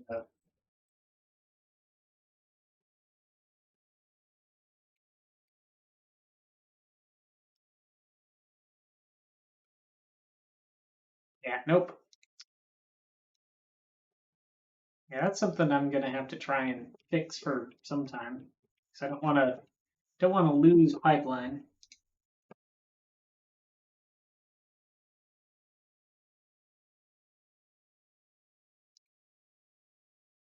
I think that'll do for tonight because it's starting to get late. So yeah, have a good night, everybody. Hope some of the things that I messed around with were interesting. A lot of different things. It's just, you know, finding the interesting ones can sometimes take some tries. So yeah, bye Rayburst. Good night. Bye Slothy Sunday. Good night. Bye Celalona One. Good night. Next week I'm planning on doing Battle Chef Brigade. And good night C64 Television. Yeah. So next week we're probably not doing more C64 stuff. I'm going to go to Battle Chef Brigade and we'll play that for a while. So I may randomly stream. If I randomly stream another time, I might stream something C64. Like if I get my bring my floppy drive back up and hook it up to get those images that I thought I had, and apparently I'm missing the side B of a couple of things. So I don't know.